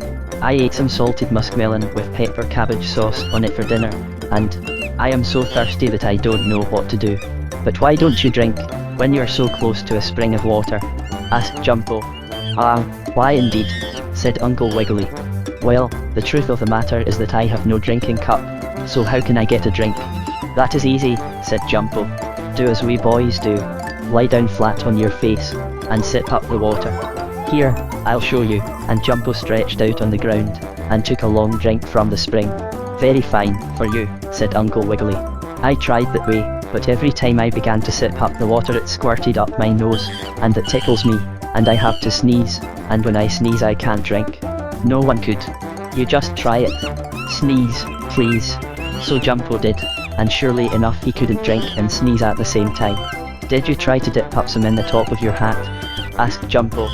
"Yes," said Uncle Wiggily, "but my hat is a tall silk one, with holes in to let out the hot air, and the water all runs out before I can drink it." "I'll try my cap," said the monkey boy, and he did, but all the water ran out of that as soon as it was dipped up. "Oh, what shall I do?" said Uncle Wiggily. "I am afraid I shall die of thirst, for my rheumatism hurts so that I can't walk very fast, and it will take me a week to get home." Then Jumpo thought real hard, and he suddenly exclaimed, "Oh, I know the very thing. I will make you a paper cup." "A paper cup?" spoke the rabbit. "One cannot drink out of a paper cup." "I will prove it to you," said Jumpo. "Our teacher showed us how to make paper cups that would last long enough to get a good drink from." Then the monkey boy took a piece of paper from his pad that was strapped in with his school books, and he folded it and creased it and folded it again, doubling it over until he had a cute little paper cup. Then he opened it out and dipped it into the water and held it up for Uncle Wiggily to drink. "Well, I do declare," exclaimed the rabbit, as he drank the water. "That's fine." Then he drank some more until he had enough, and by leaning on Jumpo's shoulder, he managed to walk along toward home. Then, all of a sudden, a big black bear jumped out of the woods crying, "I'm going to eat you both." But what did Jumpo do? Why, he scooped up a paper cup full of water and threw it in the bear's eyes and made him sneeze. And the bear was so scared that he cried out, "Wow, wow, wow," 3 times and ran away. Then Uncle Wiggily and Jumpo went to where Jacko was waiting for them, and a hot peanut wagon came along, and the old gentleman rabbit bought each of the monkey boys a bag full, and they went home, helping Uncle Wiggily all the way. Now, that's all tonight, if you please. But the next story I'll tell you will be about the Kinkytails blowing bubbles. That is, if the soap dish doesn't jump up and bite the bathroom towel and make it cry. Story 6. The Kinkytails blow bubbles. "Oh, dear, I wonder what we can do today," exclaimed Jacko Kinkytail, as he got up one Saturday morning and saw that it was raining quite hard. "Yes, isn't it too bad?" said his brother, the green monkey. "Here it is Saturday, when there is no school, and we can't go out and play." "Oh, dear. Oh, my," cried Mama Kinkytail, as she came in to see if her boys were ready for breakfast. "Why are you so sad?" "I guess you'd be sad if you couldn't go out and play," answered Jacko, as he parted his hair on the left side and took the kinky spots out of his tail where he had slept on it in the night. "We'll see if we can't have some fun in the house," his mama said. "Just you get your breakfasts and then you boys can help me dust a bit. Then I'll think up some way so you may have some fun, even if it rains." "Oh, goody!" cried Jacko and Jumpo together, and they jumped up and down, and Jacko climbed on Jumpo's back and tried to touch the ceiling. Only Jumpo toppled over and they both fell right down on top of the bed, so they weren't hurt. "Now, if you'd only jump around, and help me dust," It would be better than jumping on the bed, said their mama with a laugh. So they got some old rags, and soon all the furniture was polished so shiny that you could see yourself standing upside down in it. Now for the fun, said Mrs. Kinkytail. Jacko, you get me some bowls with warm water in them, and, Jumpo, you shave up some of that nice smelling soap in the bathroom. Are you going to wash us, Ma? Asked Jumpo, scared like. No, indeed. You will have your baths tonight. This is a little trick I am going to do for you. While you are getting the soap and water and bowls, I will go to the telephone. But you mustn't listen to what I say. Well, of course, the monkey boys promised, and they got the things their mama told them to, while she was telephoning. Then she showed them how to mix up the soap and water in the bowls. Just as this was finished, the doorbell rang. I wonder who that can be, said Jacko, surprised like. Suppose you go and see, answered his mother with a smile. Jacko went to the front door and looked down toward the ground, for you know the monkey's house was up in a high tree. In the rain he saw 3 duck children standing there. Oh, it's Lulu and Alice and Jimmy Wibblewobble, cried Jacko in delight. Oh, how did you happen to come in all the rain? Why, your mama telephoned for us, said Jimmy, as he wiggled his wings to toss off some of the water, for you know the ducks didn't need umbrellas. Oh, come right up, cried Jumpo, who had also run to the door. We're going to have fun. Come up. But how can we, when there are no stairs? Asked Lulu. Wait, I'll let down the basket, spoke Jacko, and soon he lowered the basket, fastened to a rope. This was always kept for visitors, but the monkeys could climb up without it. Into the basket Alice and Lulu and Jimmy stepped, and Jacko and Jumpo pulled them up, for monkeys are very strong. Come right in, Jimmy, and your sisters, too, invited Mrs. Kinkytail. Did you bring the pipes, Jimmy? Yes, ma'am, said the boy duck. What pipes? Jumpo wanted to know. Some nice, new, clean plate pipes, that you are going to blow bubbles with, explained his mama. That is the good time I have made for you. You are going to have a soap bubble party. Now, children, come right out in the kitchen and the party will begin. Oh, how lovely, cried Alice Wibblewobble, as she looked in a glass to see if her hair ribbon was on straight. I love soap bubbles. So do I, said Lulu, whistling just like a boy. Out in the kitchen a soft cloth had been spread on the floor for the bubbles to fall on, so they wouldn't get hurt. And Jimmy put the new pipes on the table beside the bowls of soap and water. Now, begin, said Mama Kinkytail. So each one dipped a pipe into the soapy water and began to blow. Oh, what fine bubbles they made. Some were white, and some blue, and some green, and some red, just like the rainbow colours. Lulu blew a very big bubble, almost as big as the moon looks, and all of a sudden it burst, making her sneeze like the time when Uncle Wiggily got the water up his nose. Then Jacko blew a bubble and bounced it on the soft cloth until it looked like a football rolling along. Oh, see mine, cried Alice, as she shook one off her pipe. It floated about the room. It's on Jumpo's head, said Alice. And, surely enough, it was, only it didn't stay there very long, as it burst.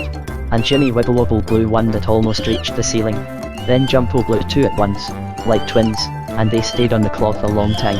Oh, they were having such fun that they didn't even think of the rain.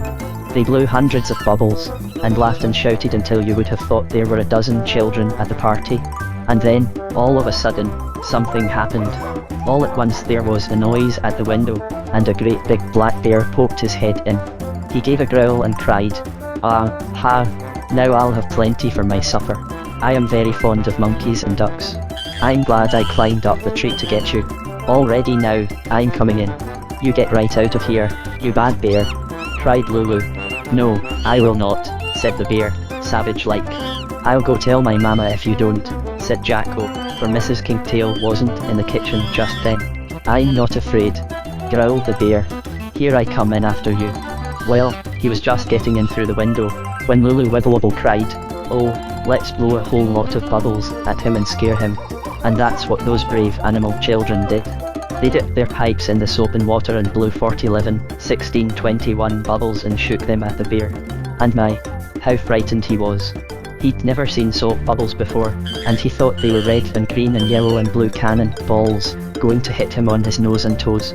Quickly he turned around and crawled out of the window and down the pole before any of the bubbles could burst and make him sneeze, and he ran off to the woods, and so that's how he didn't eat anybody that night.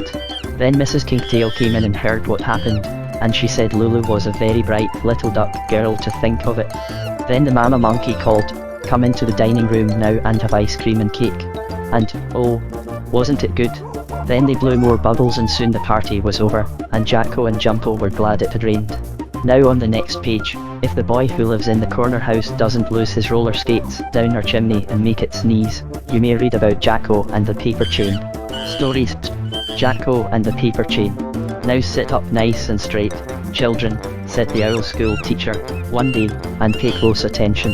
I am going to show you how to make paper chains, so you can decorate the Christmas trees with them when the time comes. I have shown you how to make paper cups, and this time it will be paper chains.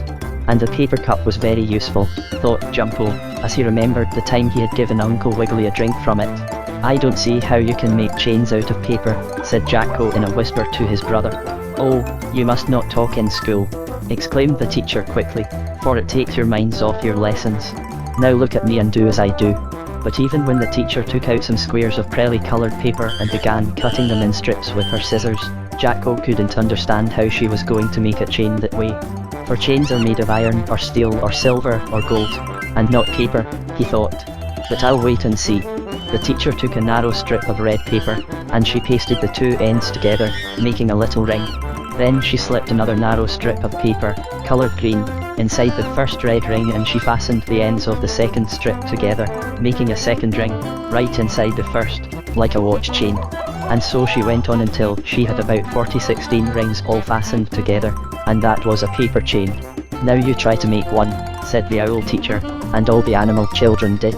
Susie Littletail, the rabbit, made a very fine chain of the most beautiful colours, and her brother Sammy made 2 paper chains, while the Bushytail Squirrel brothers made some yellow chains that looked like gold. You may each take some paper with you, spoke the teacher when school was nearly over, and make some chains at home. So they all went up to her desk to get the paper, but Jacko Kinkytail, the red boy monkey, was a little late because he couldn't get his book strap fastened. And all there was left for him was some black paper.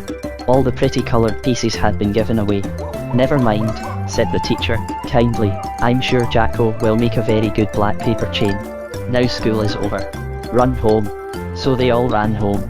Suddenly Jumpo Kinkytail happened to think that his mama had told him to go to the store on his way from school, and bring her a yeast cake. Will you come with me? Jumpo asked his brother.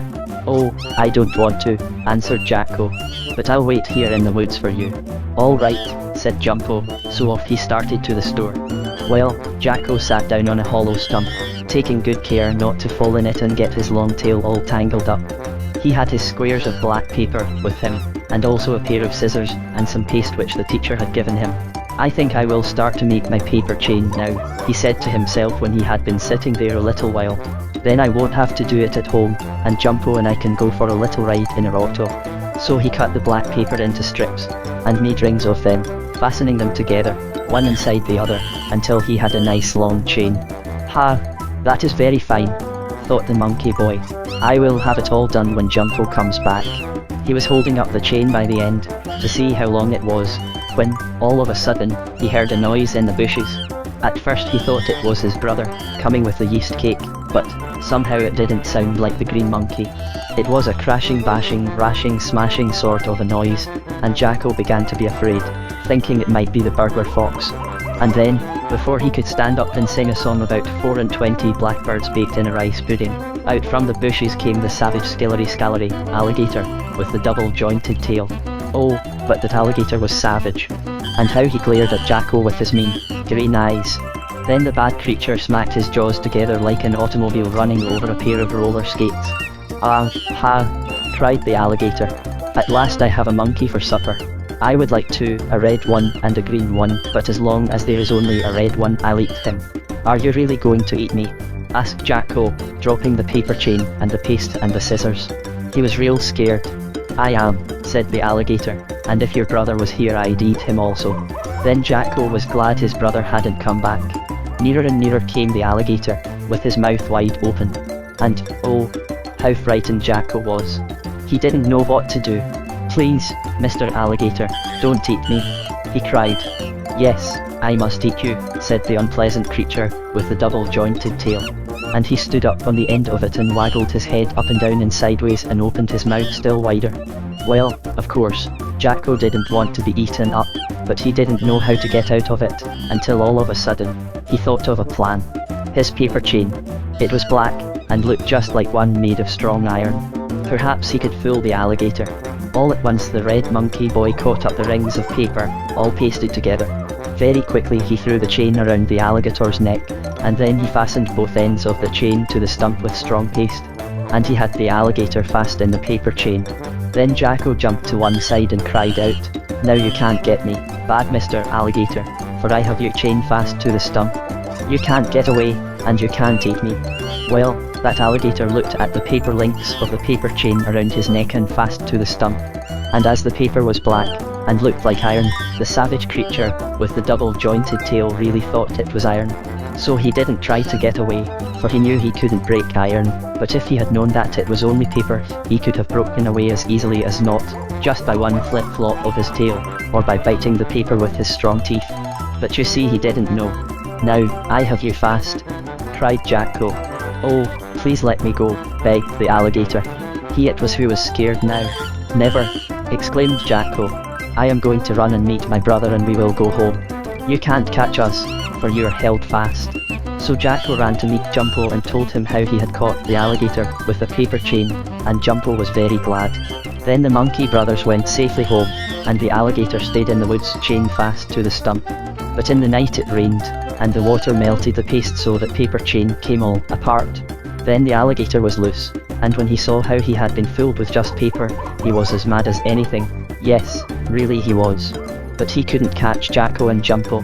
So that's all now, but if the pretty little girl on our street doesn't sweep the dried leaves up in a pile and cover up the pussy cat, so it can't go to the moving pictures, I'll tell you next about the Kinkytails and the chirping cricket. Story 6b. The Kinkytails and the Cricket. One day, as Jacko and Jumpo Kinkytail were coming home from school, they happened to go past a pile of stones in the woods. And just as they got near to the stones they saw something black on top. "Oh!" exclaimed Jacko, "perhaps that is one of the rings from my black paper chain that I fastened the alligator with." "Maybe it is," agreed Jumpo. "And if it is, why the alligator may be around here. We had better be careful. Let's run home." Well, they were just going to run, not knowing the alligator had gone away as I told you in the previous story, when the black thing on the pile of stones gave a jump and disappeared down in a crack between two rocks. "Ha! That is very funny," said Jacko. "I didn't know that pieces of paper could jump." "Me either," said Jumpo. "Let's go up and take a look. Maybe it isn't a piece of your paper chain after all, and the alligator may not be there." So they went closer to the pile of stones, and all at once, and as quickly as you can eat a dish of ice cream on a hot day, they heard a little voice singing. And this was the song, which goes to the tune of "Rinky Tinky Diddly Dum, let's be jolly, don't be sad, let's be good and not be bad. If you fall and hurt your nose, dance upon your tippy toes. Always try to sing or play, laughter drives dull care away. Whistle with a happy shout, music turns the world about. My, you must be a jolly fellow, whoever you are," said Jacko. "Oh, no, I am the most miserable creature in all the world," was the sorrowful answer from beneath the pile of stones. "Then why do you sing about happiness? And who are you?" asked Jumpo. "I am a chirping black cricket," was the answer. "I was sitting on this stone pile when I happened to see you coming. I thought you were two bears, so I jumped down in here and now I cannot get out again, for every time I try to jump out I bump my nose." "Are you really bears?" "No, indeed. We're two monkey boys," spoke Jacko. "But we will help you out of the stone pile. Come, Jumpo, let's toss the stones away, one by one, and the cricket can get out." So they did this, and pretty soon the little black creature could crawl out. "Well, are you happy now?" asked Jacko. "Oh, no, I am very sad, for I know winter will soon be here and I will freeze to death," said the cricket. "But still I sing my joyous song as I want other people to be happy. I am much obliged for helping me out, but I will soon be dead." "Oh, nonsensicalness. Don't talk so," exclaimed Jumpo. "Winter isn't at all bad. Think of the skating, and the snow, and riding downhill on your sled, and making forts and snowmen and... Yes, that's all right for anyone who can keep warm, but I can't," said the black cricket. "Oh, I am so miserable," and then he began to sing again about always being happy and not sad. "I think we can easily fix this," said Jacko. "We will take you home with us, Mr. Cricket, and you can stay in the warm fireplace all winter. Then you will keep warm until summer comes again, and you can sing to us as we study our lessons, for some of them are so hard that they make us sad." "That will be lovely," spoke the cricket. "I'll come with you gladly. But first throw away the rest of the pile of stones so no one else will fall down among them as I did." So the monkey boys did this, and just as Jacko tossed away the last stone, the big black bear popped out of the bushes most unexpectedly, and the stone hit him on the nose. "Oh, I'll eat you up for that," he cried, and he made a jump for the monkey boys. "Run, run," called the cricket, "and I'll bump into his eyes and blind him so he can't see you." So the monkey boys ran as fast as they could, and the black cricket gave a big hop and hopped right up against the bear's eyes, and for a minute he couldn't see. That gave Jacko and Jumpo a chance to get away, and they ran on, and pretty soon the cricket caught up to them, hopping away from the bear, and they all went home to the monkey's house. Mrs. Kinkytail was very glad to see the cricket, who would have been frozen if he had had to sleep outdoors many more cold nights. She made him a warm bed near the fireplace by putting some cotton inside her sewing thimble. "Oh, this is most delightful," said the cricket as he snuggled down inside the thimble under the warm cotton. "This is the nicest place I ever slept in." Then he sang his jolly song again, and Jacko and Jumpo did their lessons, and soon the cricket sang himself to sleep, and it was time for everybody to go to bed. But listen, something happened in the middle of the night. That bad bear was so mad that along about o'clock, when all was still and quiet in the monkey's house, he sneaked up and climbed the tree until he was at the front door. "Now I will go in and eat them all up," thought the bear, smacking his lips and gnashing his sharp teeth. So with his long toenails, he unlocked the door and went softly into the house, where Jacko and Jumpo and their papa and mama were fast asleep. No one heard the bear come in, that is, no one but the little black cricket in the thimble near the fireplace. He heard the shaggy, savage creature, and all at once the cricket chirped and cried out, wake up, everybody, you'll all be eaten." And the cricket sang his happy song so loudly that Jacko and Jumpo and Mr. and Mrs. Kinkytail awakened at once, just as though they had heard an alarm clock. Then Mr. Kinkytail took a club and began beating on the bottom of the dishpan, and the bear heard it and he thought it was the fire engines coming after him, so he jumped out of the front door to get away. And he jumped so hard that he fell to the ground and broke 2 of its toenails, and it served him right, I think. So that's how the cricket saved the Kinkytails from being robbed and eaten up, and they were very thankful to him. And he stayed with them all winter, and sometimes he had cherry pie for supper.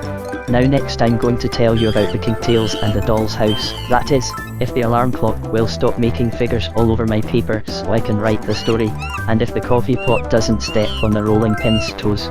Story 6b. The Kinkytails and the doll's house. "Now, boys," said Mrs. Kinkytail to her 2 monkey sons one morning, "this is Saturday, and there isn't any school, so I wish you would go on an errand for me." "Where is it, Mama?" asked Jacko. "Do you want us to go to the store to get some molasses, so we can make candy?" "No, indeed, I do not," she exclaimed. "I have plenty of molasses in the house, and I can't let you make candy today, though I may some other time." "Then do you want us to get some corn so we can pop it, and make popcorn balls?" asked Jumpo, trying to stand up on the end of his tail. But he couldn't do it very well, so he wound his tail around the gas fixture in the ceiling and hung head downward. "Don't do that," said his mother. "All the blood may run to your head, and there won't be any in your feet, and you may get the epizootic. But I don't want any popcorn from the store. What I want you to do is to go over to Grandfather Goosey Gander's house and borrow the chopper machine he grinds up things in. I am going to make some cabbage chow chow and some choo choo and some tomato pickles, and I want to grind up all the things in the food chopper. So hurry off, and when you come back you may take turns grinding up the things in the chopper, and here is a penny for each of you." "Oh, goody!" exclaimed Jacko. "You are very kind, Mother." "She certainly is," agreed Jumpo. "And maybe Grandfather Goosey Gander will give us some peppermint candies." "Oh, I'm glad it's Saturday, and I'm glad we're going after the chipper chopper." So they started off over the fields and through the woods together, hopping and skipping and jumping. Sometimes they held each other's paws, and sometimes they twined their tails together and went along that way. Pretty soon they came to where Grandfather Goosey Gander lived. The old gentleman was very glad to see them, and, after he had given them the food chipper chopper, which he used to grind up his corn in to make cornmeal, the goose grandfather said, "I wonder if you 2 chaps know anyone who likes peppermint candy?" Yes, sir, exclaimed Jacko and Jumpo at once, very quickly. Where are such boys to be found? Asked Grandfather Goosey Gander, and he made believe look all around over the top of his spectacles. Right here, exclaimed Jacko and Jumpo more quickly. Bless my gizzard, cried the old goosey gentleman. I never thought you liked such things. But he gave them some, just the same, and they started back home with the chipper chopper. But on the way something dreadful happened.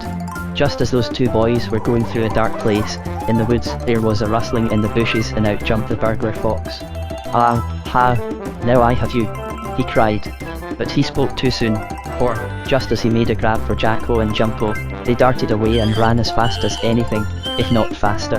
The foxy fox ran also, and as foxes are good runners, he was soon almost up to Jacko and Jumpo. We never can get away from him, said Jacko. Never, agreed Jumpo, and we haven't even one roller skate between us now. Oh, what shall we do? Well, they didn't know, and that fox was coming closer and closer, and he almost had them, when, just as the monkey boys turned around a hollow stump corner, they saw a little house. Oh, it was the cutest little house, just about large enough for them to get in, and not much more. Quick, cried Jacko. Into that house with you, Jumpo, and we'll lock the door. Whose house is it? Asked the green monkey. Never mind. Don't stop to ask questions. Skip in, cried Jacko. So in Jumpo skipped and his brother was right after him, and they were only just in time, for as they shut and locked the door the fox ran slam bang up against it, if you will pardon me saying so at such an exciting time. Come out of there, called the fox, banging on the door with his paws. Indeed, we will not, answered Jacko and Jumpo most politely, holding tightly to the food chopper. And just then they heard someone walking upstairs in the little house, and a voice called down, Who is there? Who is knocking at my door? Goodness me, sakes alive, and a sweet potato, cried Jacko. Someone lives in this little bit of a house. Think of it. It does seem so, spoke Jumpo. I wonder who it can be. And just then someone came downstairs, and into the front room, where the monkey boys were hiding. And who should it be but a doll? Yes, a wonderfully nice lady doll in a blue dress, and when she was wound up by a spring in her back she could walk and talk, and she was wound up now. Well, of all things, exclaimed the doll, speaking in a squeaky sort of voice. What are you monkey boys doing here? We're hiding from the fox, said Jacko. He chased us on our way home from Grandfather Goosey Gander's house and we ran in here. I hope you're not angry. Indeed, I am not, said the doll, kindly. Where is the fox now? And just then the bad fox banged on the door of the doll's house again and cried out, Hey, I want you monkey boys. Oh, the savage creature, exclaimed the doll. He'll be wanting to eat me next. You see, I'm out here for my health. I belong to a little girl, but she had my house brought out here so I could get the woodland air. And I'm much stronger now, but I'll fix that fox. How? Asked Jacko. Why, you go close to the front door, said the doll, and pretend that you are coming out. Rattle the knob, you know. Then I'll go to an upstairs window, right over the door, and when the fox is standing there I'll pour molasses on him and he'll be so sticky that he can't even eat a toothpick. Fine, cried Jacko, so he and his brother rattled the doorknob. Ah, here comes my monkey dinner, said the fox, smacking his lips hungry like. And just then that brave doll in the blue dress opened the window over the fox's head and poured a whole dish pan of molasses on him. Wow, oh, wow, bow wow, cried that fox. Oh, I wish you could have seen him. He was so stuck up from the tip of his toes to the tip of his nose that he was all carefully mixed and he ran off in the woods taking his tail with him. So he didn't eat Jacko or Jumpo, and soon they came out, and after thanking the brave doll in the blue dress, they went safely home and helped make chow chow choo choo pickles in the chipper chopper. Now, in case the tomato can doesn't roll over in bed and fall out on the floor so it bumps the kitty cat's nose, I'll tell you next about Jacko and the train of cars.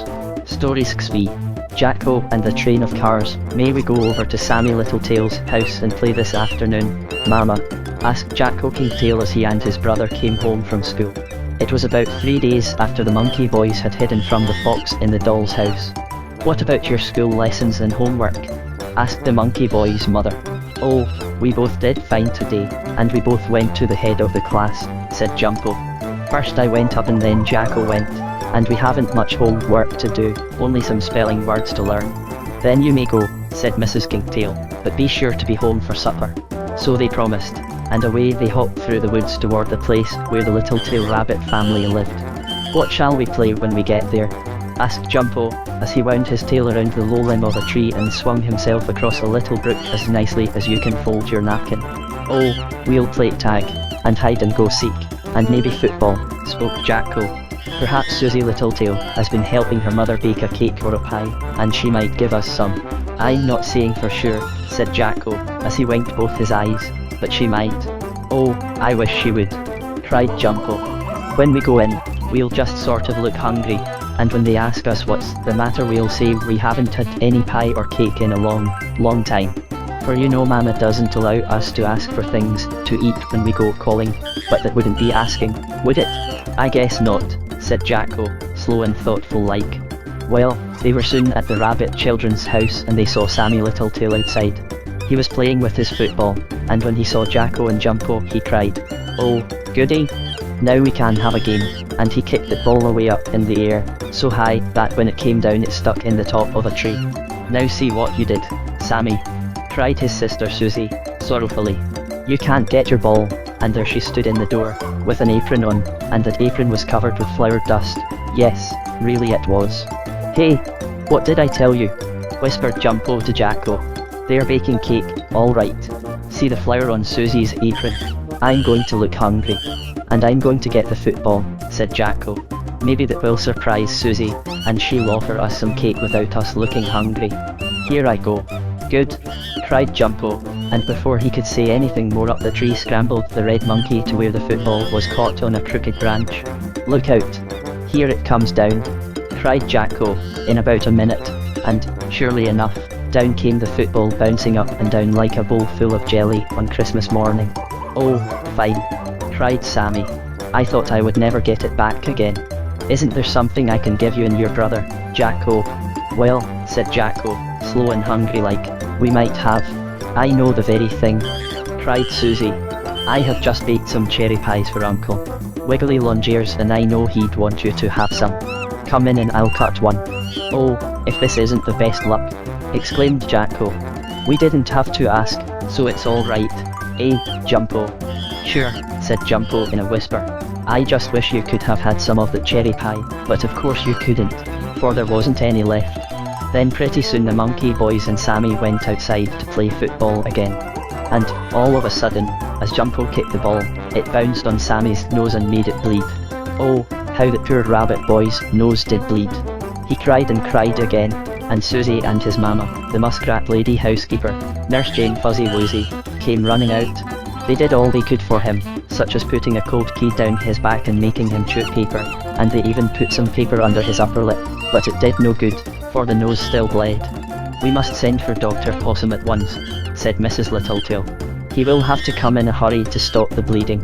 "Oh, if we only had our automobile, we could go very quickly," said Jacko, but they didn't have it. "Oh, I'm so sorry. It was my fault," exclaimed Jumpo. "I will run for Dr. Possum." "You never can run fast enough," exclaimed Mrs. Littletail. "Why, even an airship wouldn't be quick enough." "Oh, what shall I do? Sammy may bleed to death." "Wait, I have an idea," cried Susie. "Why can't Jacko go for the doctor in Sammy's toy train of cars?" "In a toy train of cars?" exclaimed Jacko. "Yes, the engine is very big and strong, and it runs very fast. Just hitch one car to it and go for Dr. Possum." "But doesn't that engine have to run on a track?" asked Jumpo. "No, if you wind the spring up real tight it will run right over the ground without any track," said Susie, for Sammy couldn't talk on account of the nosebleed. "Hurry off, Jacko. You can ride in the cab and be the engineer and Dr. Possum can ride in the passenger coach." Quickly Mrs. Littletail wheeled out the toy engine in one car. It was quite large, plenty big enough for Jacko to get in. He and Jumpo wound up the spring real tight and then Jacko got in the engine cab. Toot! Toot! He blew the whistle and with a whiz and a rattle, away the engine went right along a smooth path in the woods toward Dr. Possum's house. Faster and faster rode Jacko, ringing the bell every once in a while. Faster and faster he went until he came to Dr. Possum's house. "Oh, Doctor, come quick," he cried, stopping the engine by pulling on a handle. "Sammy Littletail has the nosebleed very bad. I'll be with you at once." said Dr. Possum. So he took a big bottle of nosebleed medicine and into the coach he sprang. Jacko rolled the engine around and turned on the spring. Away it went back through the woods, pulling him and Dr. Possum as nicely as a stick of molasses candy. All of a sudden out from the bushes sprang the burglar fox. "Hi! Stop the train!" he cried. "I want to get on." "No, no, never, never," shouted Jacko. "Then I'll stop it," said the bad fox. So he took a stone and put it in front of the engine, but do you suppose the engine minded that? Not a bit of it. Why, with the cow catcher, the engine just pushed the stone out of the way so that it fell over and pinched the fox on the tail, and then the engine went on faster than ever. And pretty soon they were back again at Sammy's house. Out jumped the doctor. Out of his valise he took the bottle of nosebleed medicine. "Smell of that," he said to Sammy. And smell of it Sammy did, and in a second and a half his nose stopped bleeding and he was all better. So that's how Jacko went for the doctor in an engine and part of a toy train of cars. And that's all to this story, if you please, for then it was time for Jacko and Jumpo to go home to supper, and now it's time for you to go to bed. But the next story, in case the wallpaper doesn't fall down and get tangled up in Pussycat's oatmeal dish, will be about Jumpo and his airship. Story 6. Jumpo and his airship. "Well, what in the world are you making now?" asked Mr. Kinkytail of his little boy Jumpo one morning, just as the Papa Monkey was starting to work in the hand organ factory. "Is that going to be a tent, Jumpo?" Jumpo looked up from where he was making something down in the yard. "No, Papa, it isn't going to be a tent," he said. "Then what is it?" asked Mr. Kinkytail. "It's going to be an airship, to sail up in the air as the birds do," replied the little green monkey boy. "Oh, my, you never can make that," said his papa, and he went off laughing. "Is Jacko helping you?" he asked. "No, Jacko has gone off in the automobile to give Grandfather Goosey Gander a ride," said Jumpo. "That is very kind of Jacko," spoke Mr. Kinkytail, "but I hope he doesn't upset and spill out the old gentleman duck. But you be careful not to fall out of your airship, Jumpo." So Jumpo said he would, and he went right on making it. I suppose you know what an airship is. It's something like two tablecloths fastened over some sticks, and one end is a thing like the tail of a goose, and on the other end is something like the tail of a bird, and in the middle there is a thing like a pinwheel, which goes around buzzety buzz, and there's an engine to make the buzzety buzz thing go. Then there are wheels like on a baby carriage, only they are blown up with air like a big bologna sausage, and that's an airship. And that is what Jumpo was making. He had two old umbrellas, and he had fastened them together, one over the other, with some strings. He had a big palm leaf fan for one tail and another fan for the other tail, and four wheels he took off an old pair of roller skates. Then he had a little toy locomotive, and he used that for the engine, and it was very good, for it went whizzing around very fast when he wound up the spring. And for the buzzety buzz thing he had a green paper pinwheel. "Do you think your airship will sail, Jumpo?" asked Jimmy Wibblewobble, the duck boy, as he came along just then. "I'm sure it will," said the green monkey boy. "You see, I get in it and sit on this seat. It's made from an old washboard that Mama didn't want. Then I start the engine and I will go rolling along over the ground. Pretty soon I will get going so fast that I'll sail up in the air, and then I'll be like a bird. Don't you want to sail with me?" "Are you going up pretty soon?" asked Jimmy, "because my dinner is nearly ready and I don't want to miss it." "Oh, I'm going up very shortly," said Jumpo. "All I've got to do is to fasten some court plaster on the wheels so they won't drop off when we're up in the air, and then I've got to take along a piece of string to tie the engine fast with, and then we'll go up. I'll bring you back in time for dinner, all right?" "Then I'll go," said Jimmy. "I never have been up in an airship, and it must be fun." "I'll be glad to have you along," spoke Jumpo, "because if anything happens, you can fly down to the ground with me on your back and neither of us will get hurt." "Why, do you think anything may happen?" asked Jimmy, sort of scared like. "Well, you never can tell," answered Jumpo, as he fastened the roller skate wheels on the sticking plaster. "Airships sometimes do fall," and he whistled a funny little tune. "Brr-ar-ar-ar-ar. Wow, wow," exclaimed Jimmy. "I guess my mama is calling me. I'll see you again, Jumpo. Goodbye." "Oh, don't go. I guess nothing will happen," called the green monkey, and then Jimmy came back. Well, pretty soon the airship was finished. Oh, I wish you could have seen it, but of course you can't on account of what happened to it. I'll tell you all about it, however. "Come on, get aboard, Jimmy," called Jumpo. There's room for you beside me on the washboard. And he got up and so did the duck boy, and then they were ready to start. Jumpo had placed the airship on a smooth place, where the roller skate wheels could go around very easily. The two umbrellas were hoisted to catch the air and the pinwheel buzzer was all ready to go biz buzz. Here we go, called Jumpo, and he started the engine. My, how the pinwheel buzzer did whirl around. Faster and faster it went until you could hardly see it. But alas and alack a day, the airship didn't go up.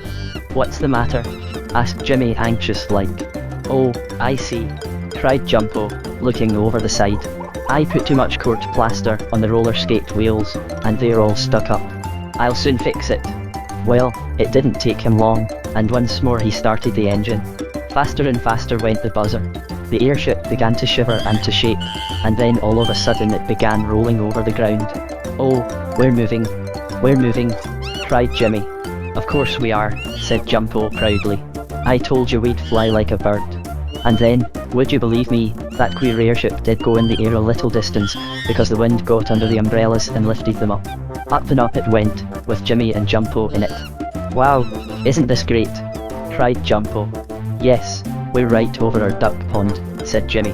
I hope we don't fall. But alas, just as he said that, something happened. The engine went so fast that the spring flew out of it. One umbrella turned inside out and the other outside in. The sticking plaster fell off, and the roller skate wheels dropped into the pond with a splash. Then the whole airship began falling into the pond. Oh, save me, cried Jumpo. I will, cried Jimmy. Get on my back. So Jumpo did this and Jimmy spread out his strong wings and flew safely to the ground with Jumpo, while the airship fell into the duck pond with a big splash, splash, splash, and it was drowned, I believe, for no one ever saw it again. Well, said Jumpo, as he got off Jimmy's back when they had landed, I guess I don't know how to make airships. But I'm much obliged to you. I'm glad you came along. I don't know whether I am glad or not, answered Jimmy, as he looked at a place where a stone had bruised his foot. But anyhow I'm sure you don't know how to build airships that will fly. I'll stick to my own wings after this. And he did. Now, next, in case the man who cleans our windows doesn't put the soap in the sugar bowl and make the goldfish sing like a canary bird, I'll tell you about Jumpo and the talcum powder. Stories. Jumpo and the talcum powder. Jumpo Kinkytail was home all alone in the cute little monkey house in the top of the tree, so the mosquitoes couldn't get in unless they flew very high. And I'm going to tell you the true and only reason why Jumpo was home alone. It was because his mama had gone down to the 5 and 10 cent store to get a new piano with a dishpan on top, so she could wash her dishes and play the piano at the same time. And Jacko was at school, but Jumpo had been kept home because he had a cold. So you will be in charge of the house while I am away, said his mama, as she started for the 5 and 10 cent store. All right, and I'll take good care of the house, said Jumpo. And he felt quite pleased to think that he was old enough to take care of a whole big house all by himself. I wonder what I can do to make the time pass quickly until Jacko comes home from school, thought Jumpo as he looked out of the window. It's a bit lonesome, so I guess I'll dust some of the furniture for Mama. He took a dust rag in each of his 2 front paws, and also one in his Kinkytail, making 3 in all, and he went about the rooms, knocking the dust off the furniture onto the floor, where no one would see it. When Jumpo got tired of that, he read a storybook. He read about a big giant with a blue nose and how one day a yellow dwarf saw the giant asleep and painted his nose green, and the birds used to think the nose was grass and they would nestle down on the giant and tickle him so that he sneezed like thunder booming in the sky. Well, it will be an hour yet before Mama or Jacko comes home, said Jumpo, as he looked at the clock after finishing the story. What can I do next? So he looked around but he couldn't see anything, and he was just going to knock some more dust off the furniture, when he heard someone crying out of doors. My, I wonder who that can be, he thought. So he looked down from the front porch, and there on the ground at the foot of the tree was Buddy Pig, the little guinea pig boy, and he was crying very hard. What's the matter? Asked Jumpo. Oh, a big mosquito has bitten me, said Buddy, and my leg is all swelling up from it, so that I can hardly walk. Oh, that's too bad, said Jumpo. Come up here and I will put some stuff on to make it better. I can't climb that high tree, said Buddy, sad like. No more you can, exclaimed Jumpo. Wait a minute. So Jumpo let down a basket fastened to a string and Buddy got in it. I mean he got in the basket, not the string, you understand, of course. Then Jumpo pulled him up. "Now let's see where that mosquito bite is," said the monkey boy, and Buddy showed him. "I should say it was a big one," cried Jumpo. "That needs some witch hazel on it right away." Well, Jumpo put a lot of witch hazel on the bite, but that only seemed to make it worse. "I know what's good for it," said Buddy. "It's some stuff my mama uses." "What is it?" asked Jumpo. "Talcum powder," replied the guinea pig. "It's a white, smooth powder, and it comes in a tin box and smells nice." "What smells, the powder or the box?" asked Jumpo. "The powder smells, of course," said Buddy. "Have you any?" "Yes, I guess so," answered Jumpo. "Let's look in the bathroom. Mother isn't home today." So into the bathroom those two animal boys went, and they hunted all over for the talcum powder. "There it is, up on the shelf," said Buddy at last. "I can tell by the cover of the box. You just get it down and smell of it."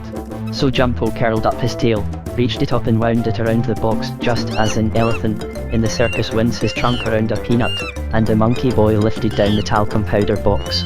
"How does it smell?" asked Buddy. "Fine," said Jumpo. "Have a smell yourself. It's talcum powder, all right." So they decided that it was, but when Jumpo tried to get some powder out none would come. There were little holes in the top of the box, but they were stopped up somehow or other, and their poor Buddy was suffering from the mosquito bite, and they couldn't get powder to put on it. "I know what I'll do," exclaimed Jumpo. "I'll just take off the whole cover and then the powder will come out fine." So he sat down on the bathroom floor beside Buddy, and they both tried to get the cover off the box. But it was on very tight, and at last Jumpo said, "I'm going to knock it off with a hairbrush." So he pounded on the top of the tin talcum powder box. Once, twice, 3 times he pounded, and then, all of a sudden, pip, paff, poof, the air was full of a fine, white powder just like snow.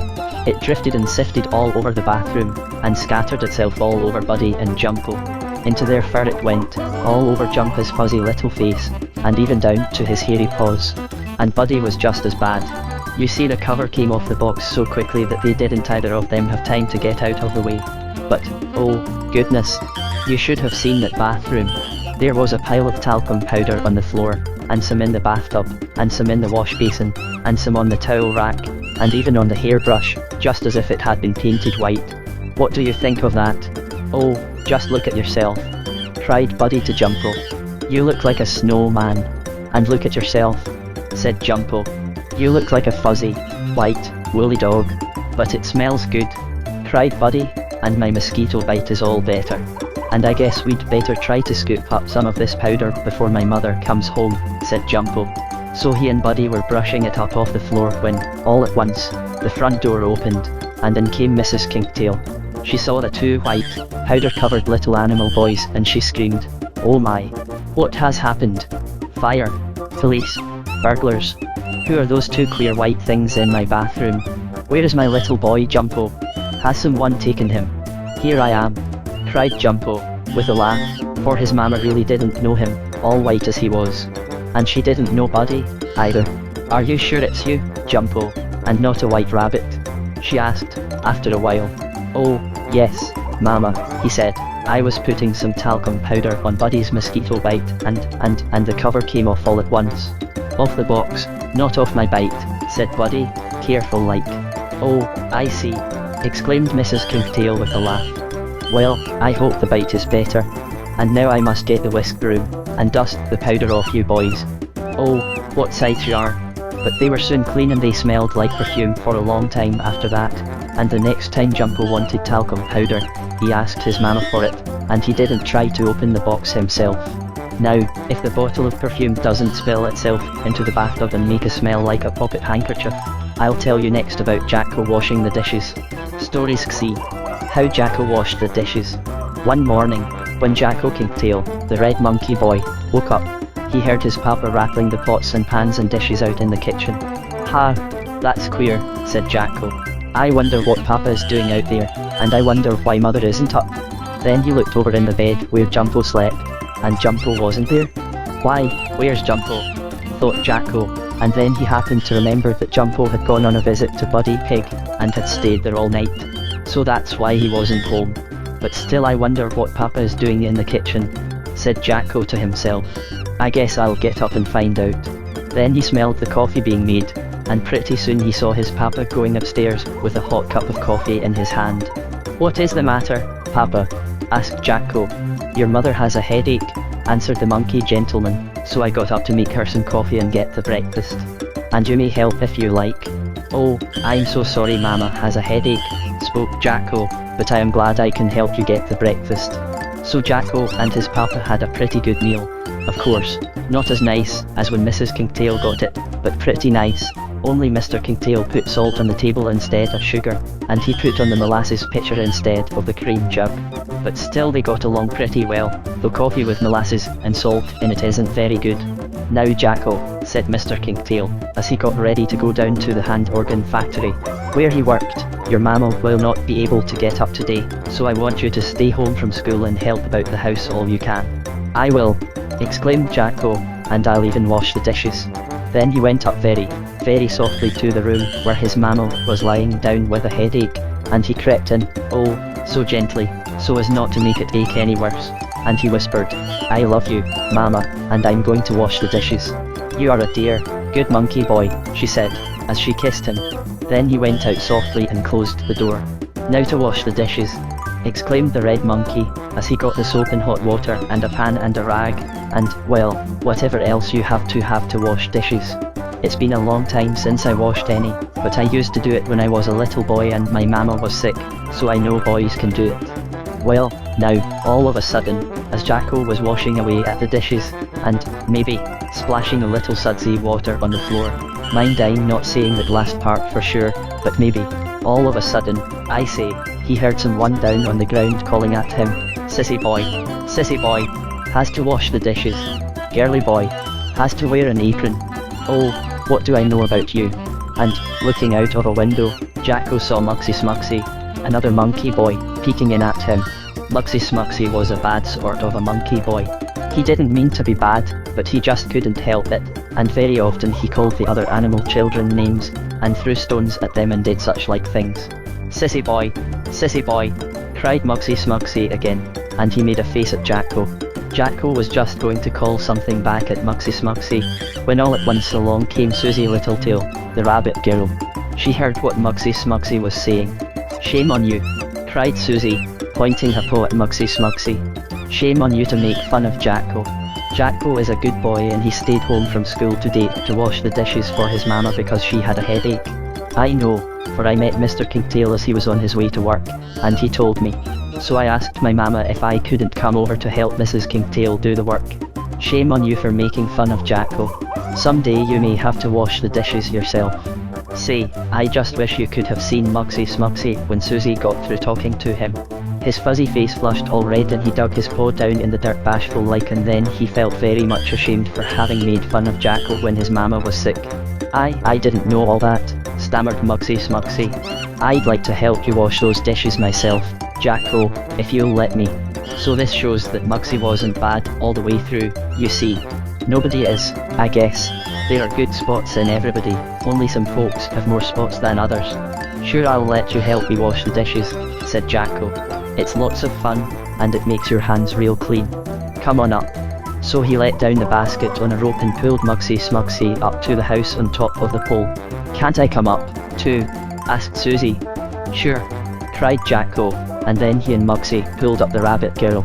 "Now we all three can help wash the dishes," said Susie. And, surely enough, those three animal children began to wash the dishes.